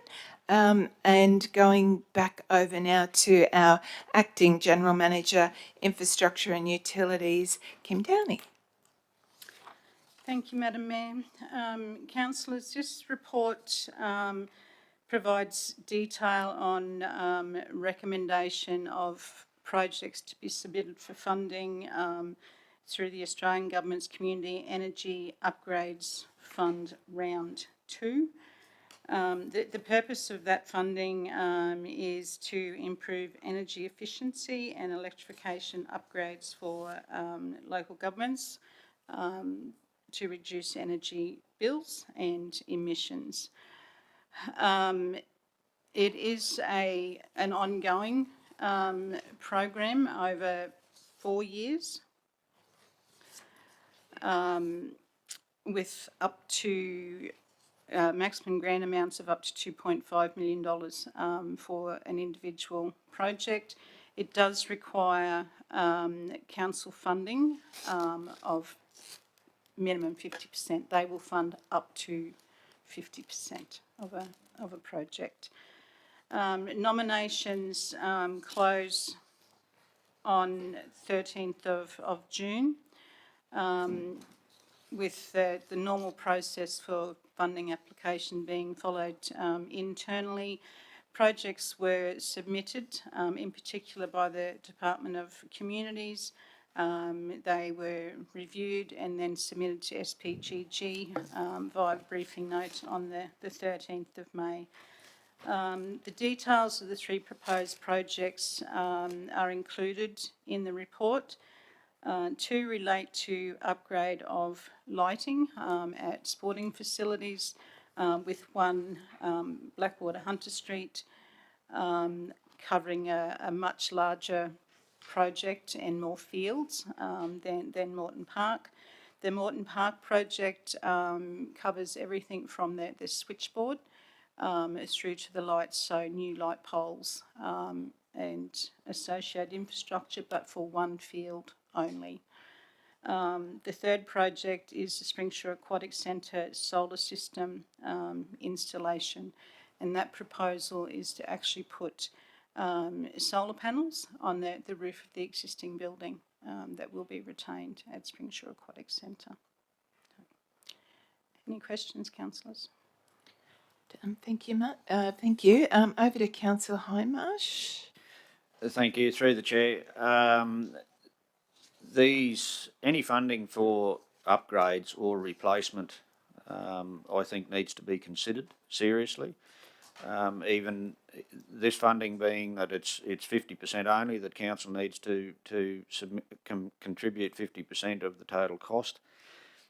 These projects, to my understanding, these upgrades are to the lighting. The lighting infrastructure is required. So any funding towards these is welcome. And as far as the solar system is concerned, these solar systems pay for themselves over time. I support this, and I think it's well worthwhile. Cheers. Thank you, Councillor. Councillor Slifer. Thank you. My question is, these 3 projects that have been identified, are they identified in our upcoming capital works budget? And Yeah, are they already identified? So the money is already identified in the budget? Through the chair, the 2 lighting projects are included on our projects that will need external funding to progress. Yep. From memory, one was 26, 27, Yep. and the other was 27, 28. The solar panels on the Springshire Aquatic Centre had not been considered in a program before. Okay, so there's roughly $1 million council contribution if the 3 of these projects were to be successful. Likelihood of that's probably remote, but we'd hope one might be. So the council contribution would be at budget review time in the next financial year, because they weren't identified in the current 25, 26, or was one was 25, 26? So through the chair, when council adopts the budget, it adopts the identified projects that are being funded. Yes. Generally what happens, the resolution allows for that funding to come in when we are successful. We actually, because it is an increase potentially in the budget, we actually bring that back to council for resolution to include it in whichever. Before you, No, before we sign a funding agreement. Oh, yes, right, yep. Okay, so as my point always is, there's the potential for budget, capital projects that we will endorse at the end of June may get pushed out because these ones may come online. They'll just get pushed out further. Thank you. No further questions. Can I just, sorry, through the chair, just add to that, the projects need to be completed by 31st of March 2028. So into the 27-28 financial year. Yep. Good. Thank you very much. Councillor Newman. Through the chair, I know we discussed in strategic and briefing the reduction in our capital program so that we could source grant opportunities. So I think this is a perfect case in point of that proactive approach. Energy is increasing all the time, and to become more energy efficient across the region is a target that we should be aspiring to. These projects, I realise 2 are identified. The Springshire Aquatic Centre is currently being put in place, and it is very sensible to be at the peak of performance for when that facility is started. So I am in support of this application, and I congratulate you on your proactive approach. Thank you. Good. Thank you very much. Councillor Donaldson. Yes, Kim, I'm fully supportive of this, even though it may or may not push things out. My question was really the 100 kilowatt solar system, does that include batteries or just the solar on the roof? Sorry, it's being difficult. Through the chair, I will have to take that and come back to you. My understanding is no, it doesn't. Sorry, Judge. That belongs to general managed communities. Yeah. Oh. Through the chair, GM. thank you for the question, councillor. So similar to what Kim said, my understanding is the same, that it does not include batteries at this stage. And to just link back to Councillor Cypher's question about it being in the future program, a number of these solar projects have been identified in a recent study that we've undertaken with regard to solar installations across the region. And they will be, as that report moves forward, they will be considered in future years' budgets and funding opportunities such as this. Just another small question with the solar system. So the electricity it produces, does it go back into the grid, or does it go? How's that sort of? Sorry, Kim. Through the chair, I'll have to take that on notice as well, councillor. So obviously the primary objective would be to utilise the solar for our own production for use during the day, so utilising the pumps and filtration and those that are a big operational cost to council. So the solar will be running those during the day. In terms of the opportunity and how much can be fed back into the network, I'll have to take that on notice. Sorry, councillor. Very good. It just seems cheap to me because I have got solar at home, and for a 100 kilowatt system, ours is nowhere near that, and it must have come a lot down in price. That's all I say. Yeah. Thank you. Thank you, Councillor Donaldson. Councillor Wilkins. Sorry, I forgot my question, I think. As per what Councillor Newman was saying about that, it's a great idea to be installing it, especially with the new build, but it is already an existing building, is that correct? Through the chair, it is the administration. Okay. The building you walk through to get into the Springshire Aquatic Centre, it's across the road. Because I'm thinking by the time it gets approved, and if we do get it, that's going to be still a ways away. So the building would be well and truly completed. Through the chair, so in terms of alignment with the current project will proceed. So and alignment with the funding opportunity can be delivered up till July 2028. So we would anticipate that if we are successful in the funding, it is likely to be later in this year we would be notified. The current project for the reconstruction of the pool would continue, and either at the end of that or subsequently straight after that project, the solar installation would occur.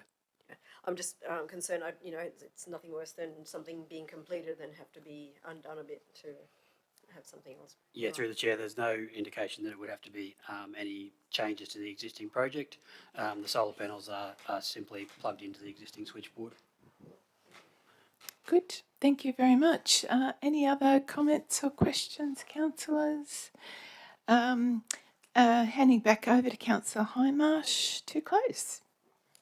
No further comments, thank you. Thank you very much. So the recommendation's been moved and seconded. So those councillors in favour, motion carried.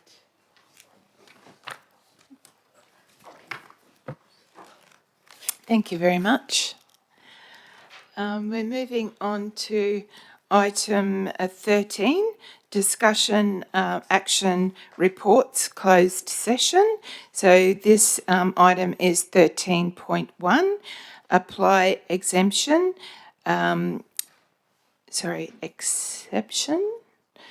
apply exception. RDO Equipment Proprietary Limited renewing the licence of land to the existing tenant. This is a closed session. This report is confidential under section 254J3G of the Local Government Regulation 2012, which permits a council meeting to be closed to the public to discuss G, negotiations relating to a commercial matter involving the local government for which a public discussion would be likely to prejudice the interests of the local government. So can I have a mover and seconder, please, to move into closed session? Councillor Newman and seconder, Councillor Burns. All in favour? Thank you very much. We're moving into closed session, please.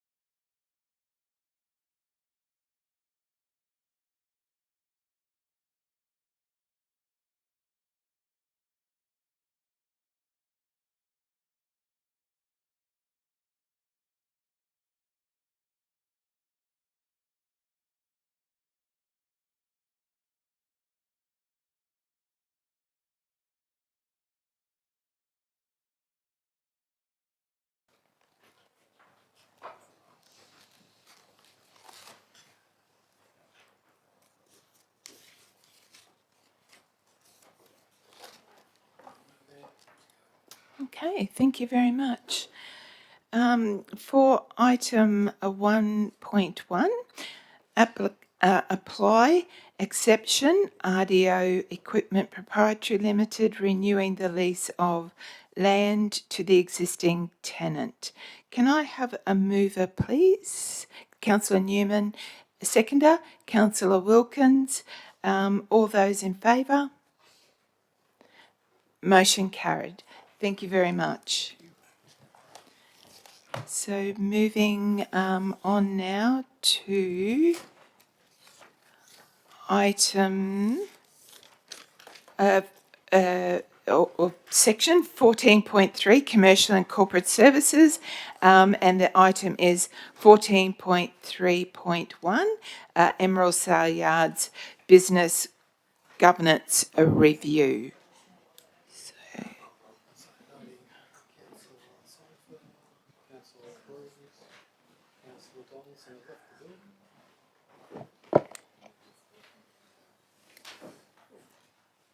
Thank you. Thank you very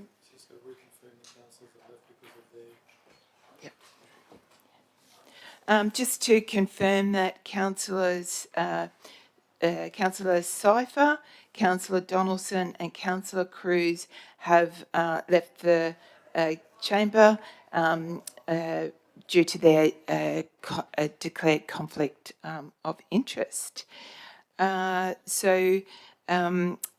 Can I have, the item, as I mentioned before, if I can have a mover and seconder, please. Councillor Burns, seconder. Councillor Whiteman. Over to our General Manager, Commercial and Corporate Services, Carolyn Knudsen. Thank you. Thank you, Madam Mayor. Through the Chair, regional sale yards are an important indicator of a range of regional and rural economies across Australia. Council's Emerald Sale Yards is a critical piece of infrastructure which contributes to the region's economy and social fabric. As per Council's annual operational plan 24-25, officers have prepared a briefing paper which explores a range of business governance options, focusing on the long-term sustainability of the facility. This briefing paper will also inform councillors on the proposed 25-26 Emerald Sale Yards fees and charges. In considering the presentation of the briefing paper and the draft 25-26 sale yard fees and charges, this report provides guidance to councillors on identifying and managing prescribed and declarable conflicts of interest. The briefing and workshop papers will be provided to participating councillors ahead of the scheduled workshop, and I will take the report as read and hand back to the Chair for any questions. Good. Thank you very much. Over to Councillor Burns for any comments. Yeah, no comments at this stage, Madam Mayor. Good. Thank you very much. Any other comments or questions, councillors? Councillor Wilkins. Sorry, just to clarify, so when we discuss this, the other councillors won't be allowed in the room, is that what you're saying, sort of thing? So through the Chair, I'll hand over to the CEO. Yeah, that's correct, Councillor Wilkins. So the councillors that have declared their conflicts today and the decisions that have been made by the councillors apply to this matter moving forward. Okay, cool, thank you. Thank you very much. Any other comments or questions? Okay, so we have a mover and a seconder. So, back to Councillor Burns. Yes, okay. Thank you very much, Councillor Burns. So we have a mover and a seconder. So all those in favour? Motion carried. Thank you very much. So if we can invite our councillors back into the room, please.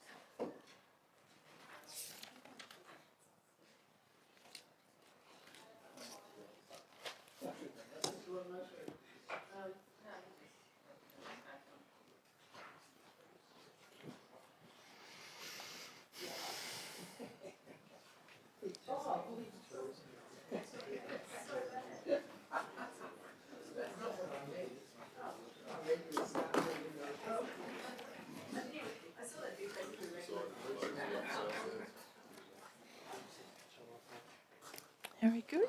Can't talk about They're all it. back. Councillor Burns. Okay, thank you very much. We're all back in our seats, so thank you. The next item is 14.5, Central Highlands Development Corporation, and the item is 14.5.1, Central Highlands Development Corporation Service Level Agreement Q3 Update.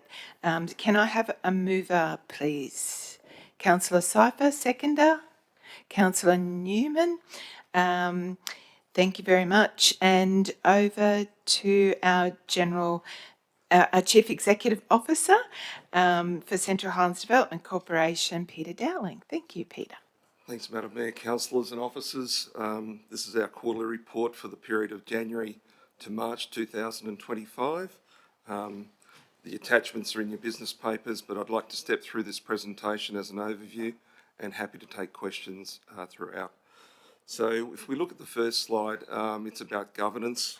And in that first quarter, the focus was certainly around budget preparation and getting the endorsement of our board, which did occur and set us up for the preparation for presentation to council in the next quarter. We also started off the 24-25 financial year audit in that quarter with arrangements to align with council's audit plan that we sit within. In addition, we did do a very important piece of work in that first quarter with our board and team collectively, and that was a strategic planning session over a day and a half, which was very insightful, very valuable for all of us. And one of the clear outcomes from that was to change our meeting structure. So not the timing, which is roughly every 6 weeks, but to look at one meeting being a general meeting and the second being a strategy and briefing meeting. So it really replicates, not intentionally, but it does replicate what council does in effect, but on a alternate basis every 6 weeks. So the images there are of our team and board. It's a really thoughtful couple of days, and we've got a review of that session that we've taken back to the board and implemented some of the outcomes, which is pleasing.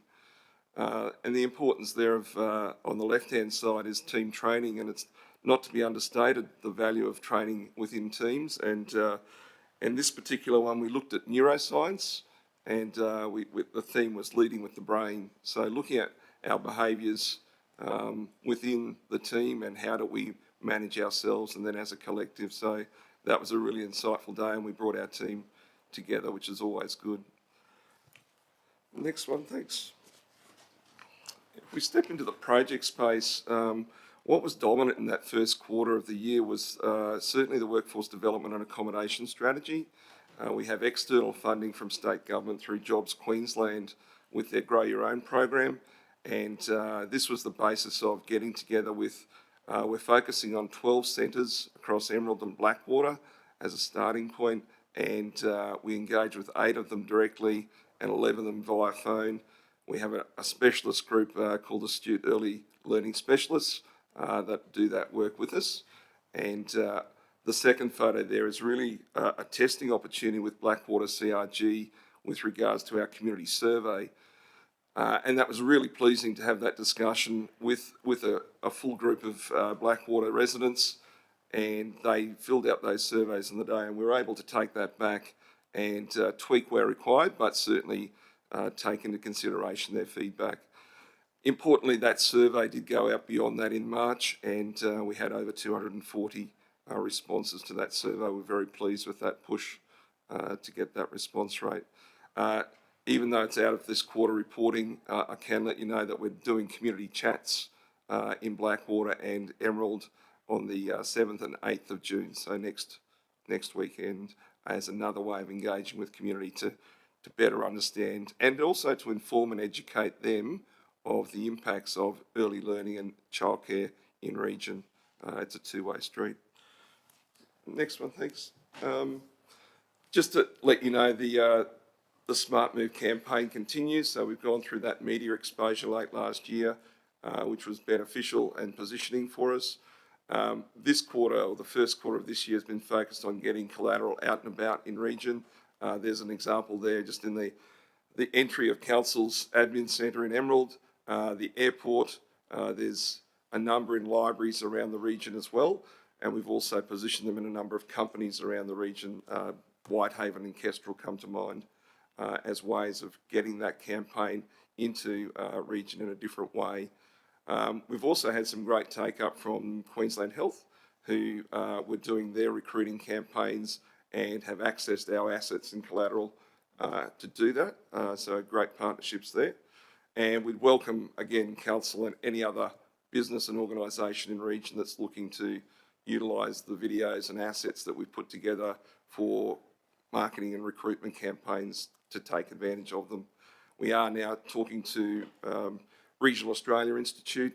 They have a national program called Move to More, which is on that similar basis of moving away from urban centres in Australia to regional, rural and remote centres.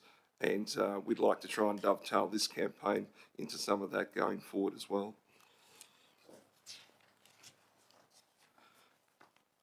Really pleased to showcase our region earlier in the first quarter.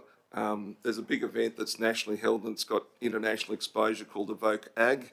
So very focused on ag and the technologies required to progress with ag going forward.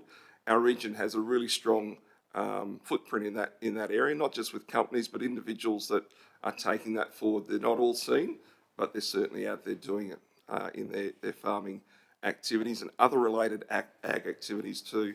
So this was a collective of a number of parties with CHDC included. We were a partner in pulling this together across Central Queensland. So the actual pre-event tour, so this was, AgTech was in February, this was just prior to it, days before it. They came out and started that tour in Emerald, did some of the various producers with their technology. We had that a dinner there, which was Meet the Innovators, and we have some international guests at that dinner, and then they went on to go further east. They ended up in Rockhampton and then flew back to Brisbane to do the major event. So they are opportunities that come up. We have great relationships with different departments and organisations, and that one's through AgriFutures, and they were very keen. We actually strategically invited them to our AgTech 24 event as a lead-in to all of this activity.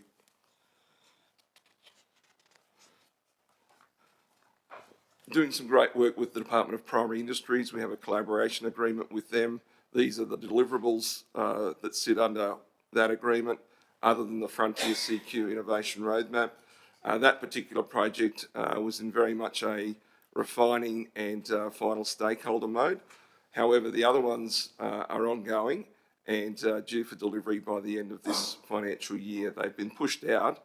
You can see, for those who know Kurt Main, that's Kurt in the photo, down in Ralston, talking all things mung beans, and that's for our ag video that we're renewing.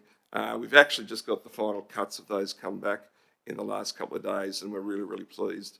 So we'll share that in due course. We're looking to launch that at our Farm to Fine Dining event. And the capability statement will incorporate some key themes out of the future statement that's been delivered recently. So the weather really cruelled us with a number of our projects. So thinking of Tropical Cyclone Alfred had major impacts on people accessing our region to carry out some of this work. So a little bit behind date, but still collectively on track. If we look at the next two slides, they really do focus on workshops and networking. We do a number of those activities across the year, and in the first quarter, the focus there was that photo there in the supper room in Emerald had over 30 participants looking at AI and business tools. It was a really well supported event. It was free, which is always helpful, but yeah, a lot of people are picking up on that. Just to align with that, an event that's coming up, or just happened this week, yesterday, is around cybersecurity. And we tried to run that 2 years ago and got zip. This time we got over 30. So timing is everything, and the value to the individual is everything. So it's just an incredible difference this time around with that particular focus. We also did business plan essentials and mentoring for growth. Those two in particular are linked to our Business Excellence Awards. So we're trying to build that program of capacity building into the awards process itself. If we look at the events that have occurred, there's a list there of upcoming ones which have actually, the Bernard Salt one has actually taken place, but looking back from a quarterly perspective, that's what's ahead of us. Importantly, what else is ahead of us is that digital safety one that happened yesterday, but we've also got the creating content for social media is another one that's coming in June, so we think that will capture a bit of imagination as well. So wherever we can, we align with existing organisations, departments to get them out to our region to deliver those projects or events, and that just helps us service our business community. A variety of engagements in the first quarter, quite a mix. You can see from the top left, that image is at the What's On in Emerald Expo, where we're showcasing the region, and it's an opportunity for people to get out and about and enjoy their own region, which is really pleasing. I had a wonderful morning there. You can see the middle photos, the group with CoLab. So CoLab is the Central Highlands Community Services. It's a very important piece of infrastructure for our business community. So it has hot desks. It has, I think they call it the Blue Room, which is for podcast development and creation. Those sorts of things may occur in some aspects of our business world, but bringing them to the Central Highlands is vital for our sort of growth and innovation. Right through to Minister Brent Mickelberg was here talking all things transport, so we took occasion there. The good folk on the right, you can see a couple of faces that you probably know. They were attending Evoke Ag in various representations for the region. And down the bottom left, we've got the Cotton Growers Awards, which is always a valuable insight into what they're doing. So there's some of the activities, but beyond that, we do have Minister Powell, where we did some tourism work with Councillor Newman, having our input into a luncheon there from remotely via Teams to talk all things Central Queensland Highlands. We've also had some engagement with environments, which we did bring to this group some time ago in the second quarter, but we've been engaging with a number of mining entities around their project that started in that first quarter. Gladstone Port Corporation's been out. We've had some investigations around Yarrabee expansion and the consultants engaging with us on that, as well as SEC Newgate looking at social licence in energy toolkits on behalf of local government. So I know a lot of these groups do engage with council as well, so it's often a double act, but it's good engagement that we continue to do.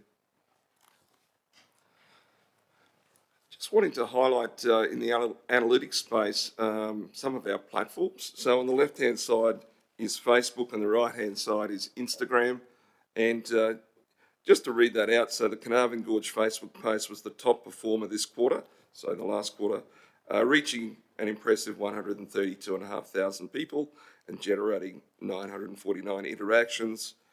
It's also the second highest reaching post of all time, surpassed only by the drone shot of Bluff. So that's really pleasing that we're getting those responses and reactions. And in the Instagram space, the most popular post was a fossicking video reaching just under 7,500 people, which is an all-time high for that platform for us. And to compare that with the next highest, the Minerva Hills video of 1.4 thousand people. So it's, yeah, as I say, it's pleasing the time and resources put into our online platforms is getting some of this response, which is great. If we step into the quarterly deliverables under our operational plan, the scorecard is there. Effectively, the business survey is underway, so it spans the financial year, and so it's a two-part process where we have delivered last year's survey fact sheet in this financial year, but we're now putting the survey out. It's out in the marketplace now, actually closes this Sunday, so that we're looking for great response there. At the moment, we've got about just under 90. In previous years, we averaged probably around that 170 mark of responses, and we utilise that to do our trend analysis for that particular product. And that's always quite insightful for us in terms of the read on our community, our business community. The Smarter, Stronger Ag through Farm Data program, we've been able to get a variation there. Weather has impacted us, as well as accessibility to one of our 3 farmers that are testing new technologies on their farm. We're actually out there this morning filming that farmer as, well, it's probably concluded now, but to utilise some water technologies that they've now implemented. So with that one, we needed to get our case studies back to the funding body CHRC by the end of this financial year. So that's back on track, which is great. The carryover of the workforce development and accommodation strategy, we put monitor there because it's such a big beast, but the work is ongoing, and we will carry that over into the next financial year's operational plan and define those key activities that will come from there. The farm-to-find dining was only listed there. It is completed, but because of timing and the opportunity, we're actually holding 2 in one financial year. So we've actually got the... Parliament was sitting the week of the 9th, commencing the 9th of June, and we managed in a very short space of time in that first quarter to line that event up effectively. So there's a lot of planning that's gone into that and continues to, and we're in the final sort of run to that. So that makes it a big year when you're doing big events like that over one financial year. Just wanted to share the economic profile. We've done them in different guises over time. There's 2 reasons we're not proceeding with that. One is the resourcing capacity of our research and collateral officer. She's been dedicated to other priorities. But the other one is when we do review it every year, we define whether there's a need for it. And what we're finding is a lot of people are accessing a lot of the data that comes out of that actual piece of collateral is online through our website, through RemPlan, which is the product that we use. So we've actually made a decision to step away from building that piece of collateral at the moment. We'll review it again if we feel there's a need to have the next step. Like at the moment, it's a 6-pager, but the next step might be a 1-pager that refers to the RemPlan data, which is there. It's accessible every day of the week. So we're just monitoring that as we go, but likely not to proceed. We talked about the ag capability statement and future statements. So the future statement's it's under review from our partner DPI under the collaboration agreement, and the capability statement's on target for completion in June of this year. The real challenge with data, and we raised this with the DPI's Prosper 2050, which is their new strategy that they're rolling out for consultation. One of the real challenges that we think should actually be a priority, it's not listed there, they've got 6 others, is information and data. So baseline information and data for regions in most industries, but ag in particular, is a real challenge.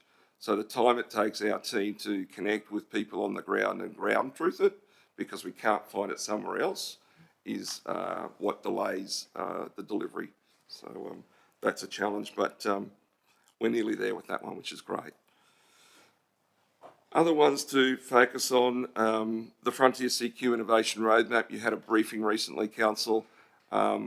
It's on target. We've got a milestone report due this week, and that will deliver business case and action plan, and then we go into a process of a 6-month milestone ahead of us for September delivery around what have we done in that action plan.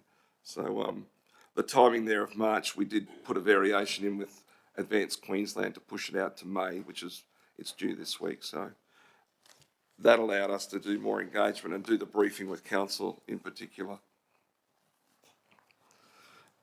if we step through to the next one, well, yeah, just the technology. That's an internal one we've been talking about and have been acting on with council's support through Chris. The SharePoint hub. So we're looking at delivering a SharePoint hub internally to better gain some efficiencies around access to files and folders. A very important task, particularly when you're looking at continuity of people coming through an organisation, but also quite a laborious task because of the time frame it takes to piece it all together. So that'll be a carryover task for the next financial year. Councillors and officers, I just wanted to share the spend to date, year to date figures with regards to council's contribution and then the overarching. Some of the important pieces of information may be that we've actually at this third quarter underspent council's funding contribution by about 8%. We have two budgets, as you've seen previously. Like when we share that presentation with you, we have general and tourism. So in the general, it's about 75,000 underspent, and in the tourism, it's about 35,000. That's not to say the projections for the financial year that it won't be fully spent by then, but just at the year-to-date end of third quarter, that's where it sits. The other side of the equation is the other operating costs, and I've reported to council a number of times now about the challenges you face with putting a budget together when you receive external funding and the timing of the spend of that funding. So that's why you'll see that there's an overspend in that operating costs, which is all the projects that come in. And in the CEO's report, there's a listing of those projects in there. Things that I've just talked about. So the DPI collaboration agreement, the Q-Rider Smart Technology Program, the Frontier CQ Innovation Roadmap, they're all externally funded that come in beyond the time that we've actually put our presentation to yourselves or our budget is endorsed. So they sort of give a bit of a mixed picture of where our finances are, but they're all additional funds that are leveraged through council's contribution. If we don't have that contribution as an operating base, it's very difficult to leverage off and get those additional things delivered in region. So happy to take any questions, councillors and officers. Okay, so Councillor Sypher was a mover, so over to you. Thank you. Thank you, Peter. On behalf of the board members, I'd like to thank you and the team for the great work you do. Your reporting is always so exceptionally detailed, so I'm not going to regurgitate anything that you've already mentioned. I think your explanations have been very in-depth, and I congratulate you on that, and just thank you and the team for everything you do for our region. Thanks, Councillor. Great. Thank you, Councillor Sypher. Any other questions or comments, councillors?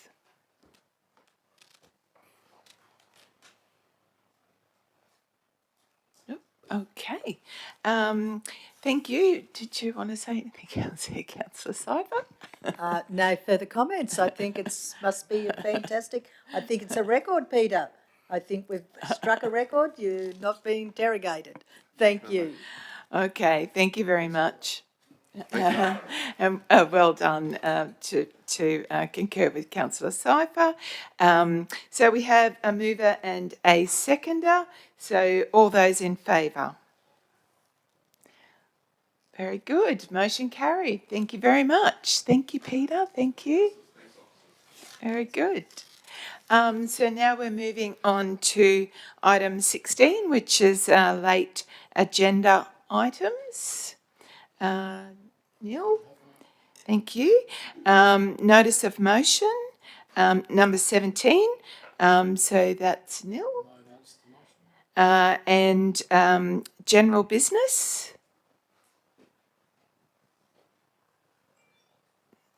Neil, thank you very much. Any community acknowledgements? No?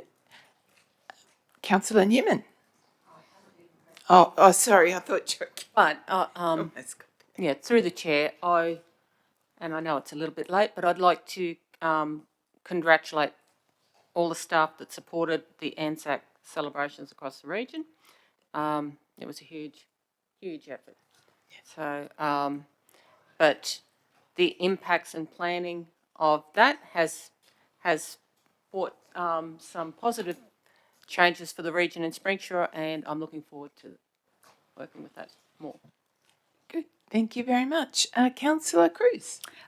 Through the chair, I'd just like to acknowledge the 100th birthday of Charlie Randall. So many around the Capella district would know the Randall family and his contribution to the cattle industry. So wishing him all the very best on his 100th birthday. Wow. Wow, that is a huge congratulations. Achieving 100 years, my gosh. That's wonderful. Yes, and happy birthday to Mr. Randall. Councillor Wilkins. Sorry, just, so last week was National Volunteers Week, and so there were a few celebrations around the region, but I'd just like to say that volunteers make up such a big part of any community that I just am so grateful when, people will put up their hands to be a part of the community, do great for the community. So, big thank you to all the volunteers anywhere, nationally as well. Great. Thank you very much. Any? I've just got a couple. Just wanted to say that the Springshire Agricultural Show is on tomorrow, so a huge congratulations to their committee for hosting the show again, and actually to all the show committees. We've already had our Comet Show, our Capella Show, Springshire tomorrow, and then we have the Emerald Show next week. So a huge congratulations to all those committees. And also Our Lady of the Sacred Heart are celebrating 100 years of their parish on Sunday. So a huge congratulations to Our Lady of Sacred Heart Parish.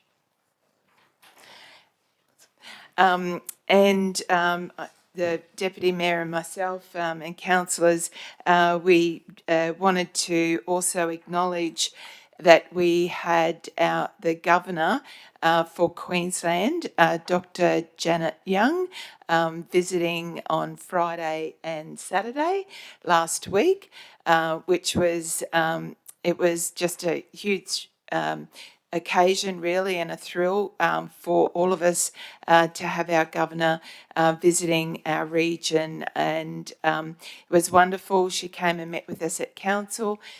She went down and opened the Capella show, visited the Emerald Hospital.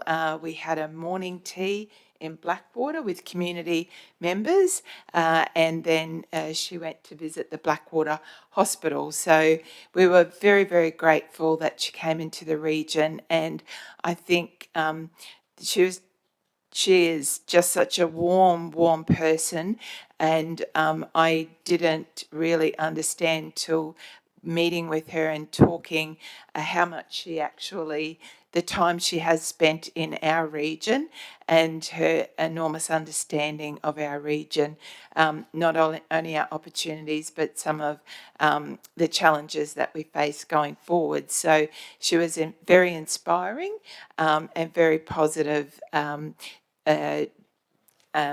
to encouraging us all to keep going and keep progressing with our building a thriving and vibrant Central Highlands. So it was wonderful to have our Queensland Governor visit. So thank you. Councillor Newman.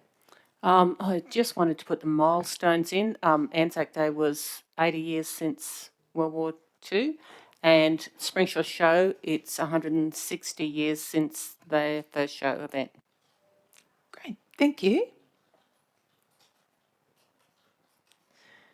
Very good. So, moving on now, moving on to item 20, which is closure of meeting. So, thank you very much. The meeting closing at 12:29. So, thank you very much, councillors. Thank you.